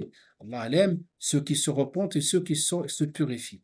Donc ça, c'est un sujet entre parenthèses et je tiens à sensibiliser alhamdoulilah, nos frères et sœurs par rapport à ça. L'orientation de l'Qibla. L'orientation de l'Qibla, dans le livre, on explique. Si tu es par exemple à la Mecque, ça c'est exceptionnel. C'est pour ceux qui font l'Umrah, qui font le Hajj. Là, tu dois t'orienter vraiment vers le Kaaba. Supposons parce que maintenant, ils sont chaque année, voilà, ça grandit. Et des fois, tu ne vois plus rien. Hein. Le Kaaba, il est vraiment à l'intérieur. Autrefois, les premières années, on a vu, c'est simplement la mosquée autour. Maintenant, des extensions, c'est loin, on est très loin. Donc, il faut vraiment être rigoureux. Mais de toute façon, eux, ils mettent des traces par rapport à ça. Donc, quand si tu es à la mosquée Al-Haram et à la Mecque, tu dois vraiment suivre le point vraiment de Al-Kaaba. Par contre, si tu es loin, comme ici. Simplement le sens. Hein. Tu ne donnes pas le dos, tu ne sois pas très déphasé par rapport au sens de Kaaba. Et alhamdoulilah, aujourd'hui, au moment où on a des applications, la possibilité d'utiliser la technologie, faut être plus ou moins rigoureux par rapport à la Qibla. Il faut être rigoureux. Il faut être rigoureux avec le Qibla. Peut-être une question qui se pose par rapport à la Qibla. Et si je suis en voyage, ou je suis loin de chez moi, je n'ai aucun repère, je n'ai ni application ni quoi que ce soit. Et j'ai commencé à regarder le ciel, je vois rien. Et j'ai fait un ijtihad, j'ai dit peut-être le Qibla est là, ou là. Et j'ai fait ma salade. Et après, une fois que le temps est passé, ou là, après, il s'est avéré que le Qibla est là. Je fais quoi à votre avis? On fait pas. Hein? On refait pas. Pourquoi? L'intention n'a pas dit. Parce qu'on a fait l'ijtihad, parce qu'on a fait l'effort. Supposons que je suis venu, je dis pareil ici, ici, ici. Même si je tombe sur la bonne qibla, c'est pas bon. Hein? Donc, si on fait l'ijtihad et on se trompe, c'est arrivé à l'époque du prophète sallallahu. Et même il y a un verset qui a été révélé. Ben, il y en a qui comprennent mal ce verset. Allah il dit وَلِكُلِّ وِجْهَةٍ هُوَ مُوَلِّيهَا فَاسْتَبِقُوا الْخَيْرَاتِ نُقْبَلْ مِنَّا وَأَيْنَمَا تُوَلُّوا فَثَمَّ وَجْهُ اللَّهِ. Donc, quand il parle de l'qibla, où que vous orientez, donc, quelle que soit l'orientation, il y a la wajhullah, la satisfaction. Je ne sais pas comment traduire ce verset. Donc, فَتَمَّ وَجْهُ اللَّهِ. Et il y a un groupe de compagnons qui, voilà, ils se sont égarés entre parenthèses, ils ne connaissaient plus le chemin, ils ne connaissaient pas le Qibla. Ils ont fait le jihad de faire le Qibla, ils se sont trompés. Et c'est dans ce sens que le verset a été révélé. Donc même si, où que vous soyez, c'est bon. Une manière, où que vous vous orientez, vers où vous orientez, c'est bon. Mais par contre, si quelqu'un n'a pas fait le jihad, la Qibla, la Qibla n'est pas n'est valide. C'est important ça. Voilà donc comme on peut, Inch'Allah, donc je vous enverrai tout ça, Inch'Allah, ce soir. Voilà donc si vous voulez les points qu'on a vus en plus aujourd'hui, les conditions. Et la semaine prochaine, on va voir l'arkan. Et une fois qu'on voit l'arkan, une fois qu'on va voir l'arkan, là, vous avez dans les slides, une fois qu'on va voir l'arkan, la semaine prochaine peut-être, et les sunan, on peut commencer à faire des situations pour faire sujoud as-saw. Voilà, voilà. Est-ce que vous avez des questions? Est-ce que ça va le rythme? Ah, تفضل. Le voyage, نعم. c'est lorsqu'on chemine vers le lieu où on va en voyage. C'est uniquement pendant le voyage. Parce qu'il y en a qui disent je suis en voyage, il part 15 jours, Ouais. et il dit je suis 15 jours en voyage. Ah, d'accord. Ouais, bonne question.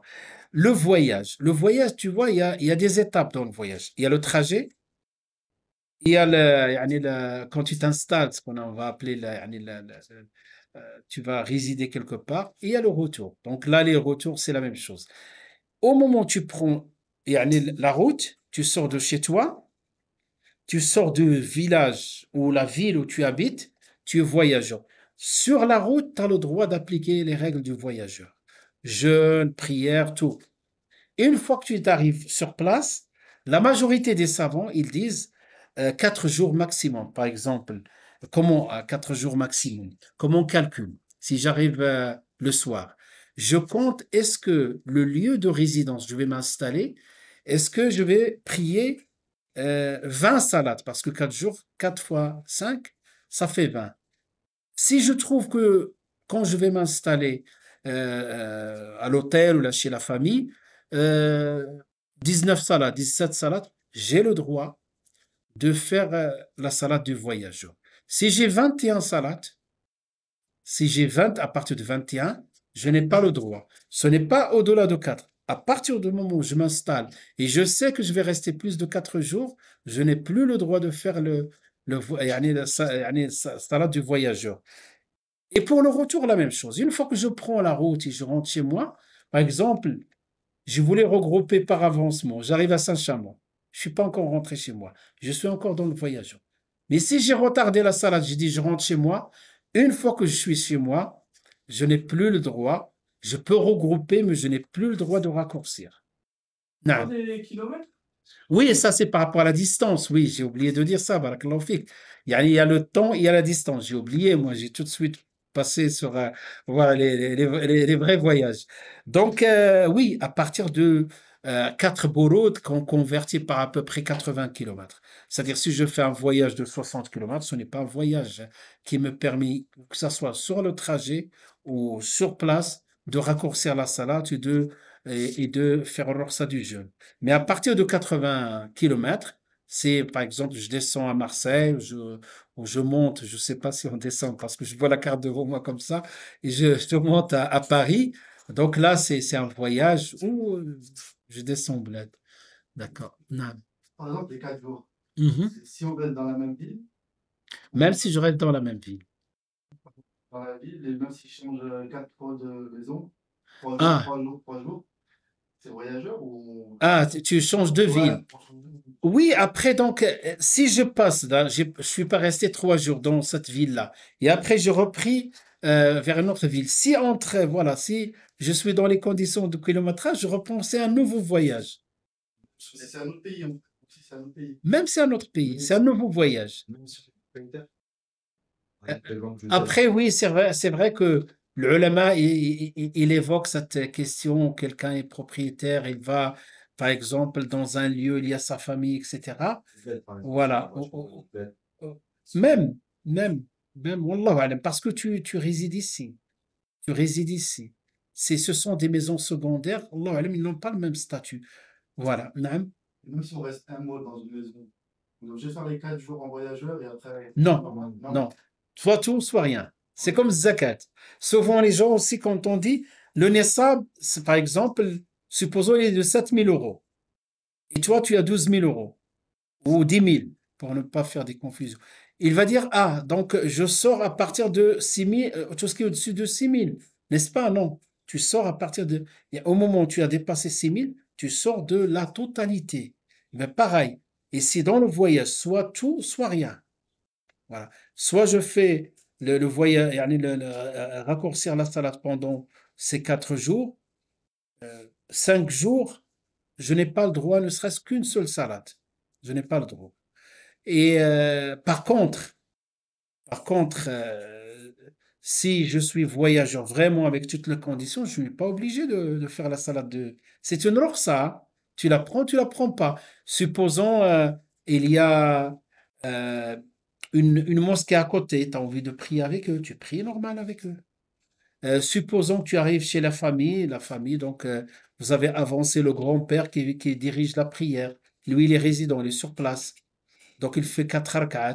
Tu vas pas lui dire, moi, je suis voyageur, je fais que 2. Non, tu le suis. C'est ça la sunna.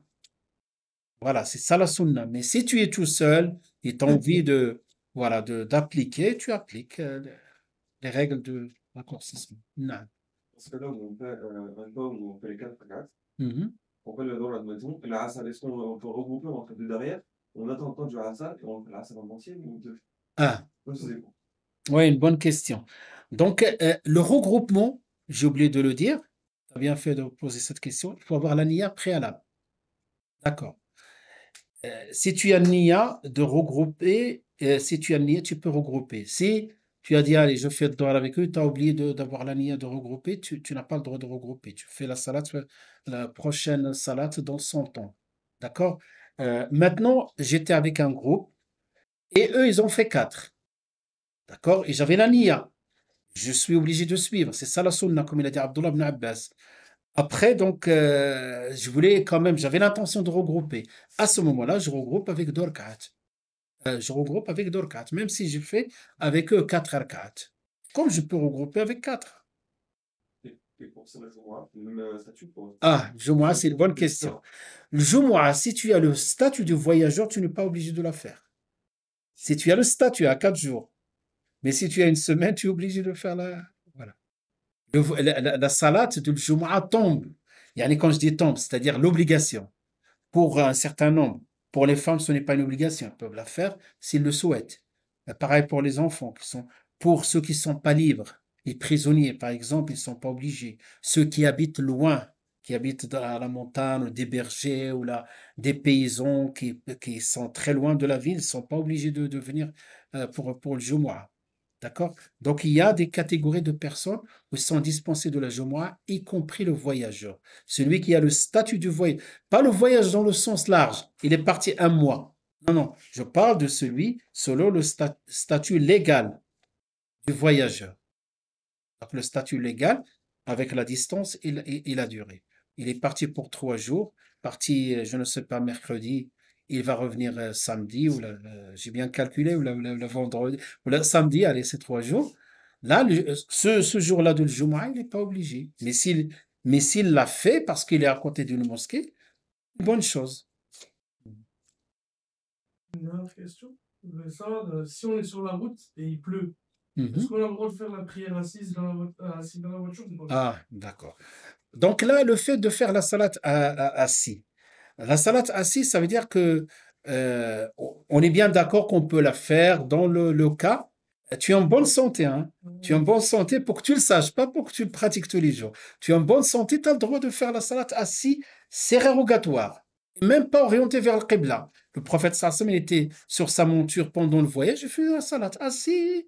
Et même la monture n'est pas orientée vers le Qibla. Ça, c'est la salat, c'est dérogatoire, pas obligatoire. On est bien d'accord. Maintenant, dans la salat obligatoire, le dhuhr, le asr, le fajr, donc le fait de se mettre debout, c'est une obligation. D'accord? Cette obligation ne tombe que il y a une nécessité majeure, comme la maladie. Je peux pas, si je me mets debout, je peux tomber. J'ai la tête qui tourne et si je m'assois, je peux prier. Ou bien j'ai une opération au niveau des pieds, je peux pas me... après, donc, dans le voyage, il pleut. Personnellement, si je regarde la situation, il pleut. Allahu alam, ce n'est pas une excuse. Sauf si vraiment tu es en danger. Ou peut-être tu peux poser la question autrement. Tu es dans l'avion. Tu fais comment? Et pendant ton voyage, dans l'avion, l'avion n'est pas orienté vers le Qibla. Allahu alam, tu peux tomber sur le Qibla. Donc là, c'est une excuse valable. Après, si tu fais la prière debout, ça va pas être possible, vu le contexte et vu même imagine-toi, vous êtes dans une zone de turbulation, faut garder la ceinture. Tu peux pas te mettre debout. Dans ce cas-là, euh, à votre avis, donnez-moi deux situations. Par exemple, je suis dans l'avion et je vais jouer sur quel paramètre pour dire maintenant j'ai le droit de faire ma prière assis. Je vais jouer sur quel paramètre? Pour le temps, Sur le temps, c'est-à-dire. on attend Si une fois que je descends de l'avion, je suis toujours dans le temps légal. L'avion arrive par exemple, je veux faire le dhuhr, l'avion arrive par exemple à 17 heures, j'ai encore 1 heure pour le temps légal de dhuhr, parce que l'asr il est à 6 heures, 6h05. Vous êtes bien d'accord avec moi? Bah là, je descends et à l'aéroport, je trouve un endroit et je prie. Debout. Donc le fait de s'asseoir ne tombe pas. Et n'est pas valable. Et sinon, si je sais que je vais descendre et je doute, ne serait-ce que par rapport au bagage, par rapport à ça, et je risque de louper la salade, c'est là quand le risque il devient majeur, je fais la prière assis dans l'avion. Vous voyez, après, ils vont devenir automatiques ces questions-là. Tu vas lister les obligations, les conditions, et à chaque fois que tu es dans une situation de nécessité, tout ce que tu ne peux pas faire tombe. Et tu fais que ce que tu peux faire, Inch'Allah. Mais pas tout tombe d'un coup. Et toujours on joue par rapport à la salat, on joue sur sur le paramètre temps. Et surtout, j'espère que ces cours-là, vous connaissez beaucoup de choses, mais surtout si ces cours-là, là où ils vont être utiles, c'est par rapport au cas, ce qu'on a dit, les cas exceptionnels du voyageur, du malade. Surtout, il y a beaucoup de gens. Quand vous visitez des malades, si vous leur aimez vraiment le khair, le bien, poser la question, est-ce qu'ils ont fait la salat, et doucement, aller tout doucement, et ou à la famille de leur expliquer qu'ils restent pas yani, 6 jours plusieurs jours sans faire la salat. Non. Sauf si la raison yani, n'est pas là. Mais sinon, voilà, Wallahu a'lam. Ah ben, alhamdoulilah. Moi, je suis là, hein, mais peut-être on va rester pour le Maghreb. Est-ce que vous avez des questions, Inch'Allah? Moi, j'ai une dernière question, Cheikh. Sur ce qu'il a dit, si par exemple, en voyage, je décide d'assister à la salade du mois, le Hassal directement après, je le réduis, quoi. Donc, j'attends l'heure du Hassal. Non, non, dans ce cas-là, une fois que tu finis le Jumu'ah, tu mets Nia de faire le Jumu'ah qui remplace le Dhuhr, et juste après, tu fais le Asr. Tu peux regrouper le Jumu'ah avec l'Asr, avec la Nia préalable. Non, Wallahu a'lam. Vous avez commencé à lire le livre? Ça va? Vous trouvez les repères? Ah ben, khair, Inch'Allah. D'autres questions? La semaine prochaine, Inch'Allah, vous êtes là, vous n'êtes pas en vacances, ça va? Moi, je sais pas, Inch'Allah, d'accord. Comme vous voulez, si tout le monde, on peut prendre, parce que l'Institut, on a pris 2 semaines de vacances. Mais moi, pas de problème, moi, je serai disponible. Est-ce que tout le monde sera là, Inch'Allah, bi'idnillah, si on est vivant? C'est bon, bah, la semaine prochaine, on fera les piliers, l'arkan. Tu trouveras, Inch'Allah, l'enregistrement. Inch'Allah. Prépare-lui les questions. Inch'Allah. Plus de questions? سبحانك اللهم وبحمدك نشهد أن لا إله إلا أنت نستغفرك ونتوب إليك سبحان ربك رب العزة عما يصفون والسلام على المرسلين والحمد لله رب العالمين وبارك الله فيكم جزاكم الله خيرا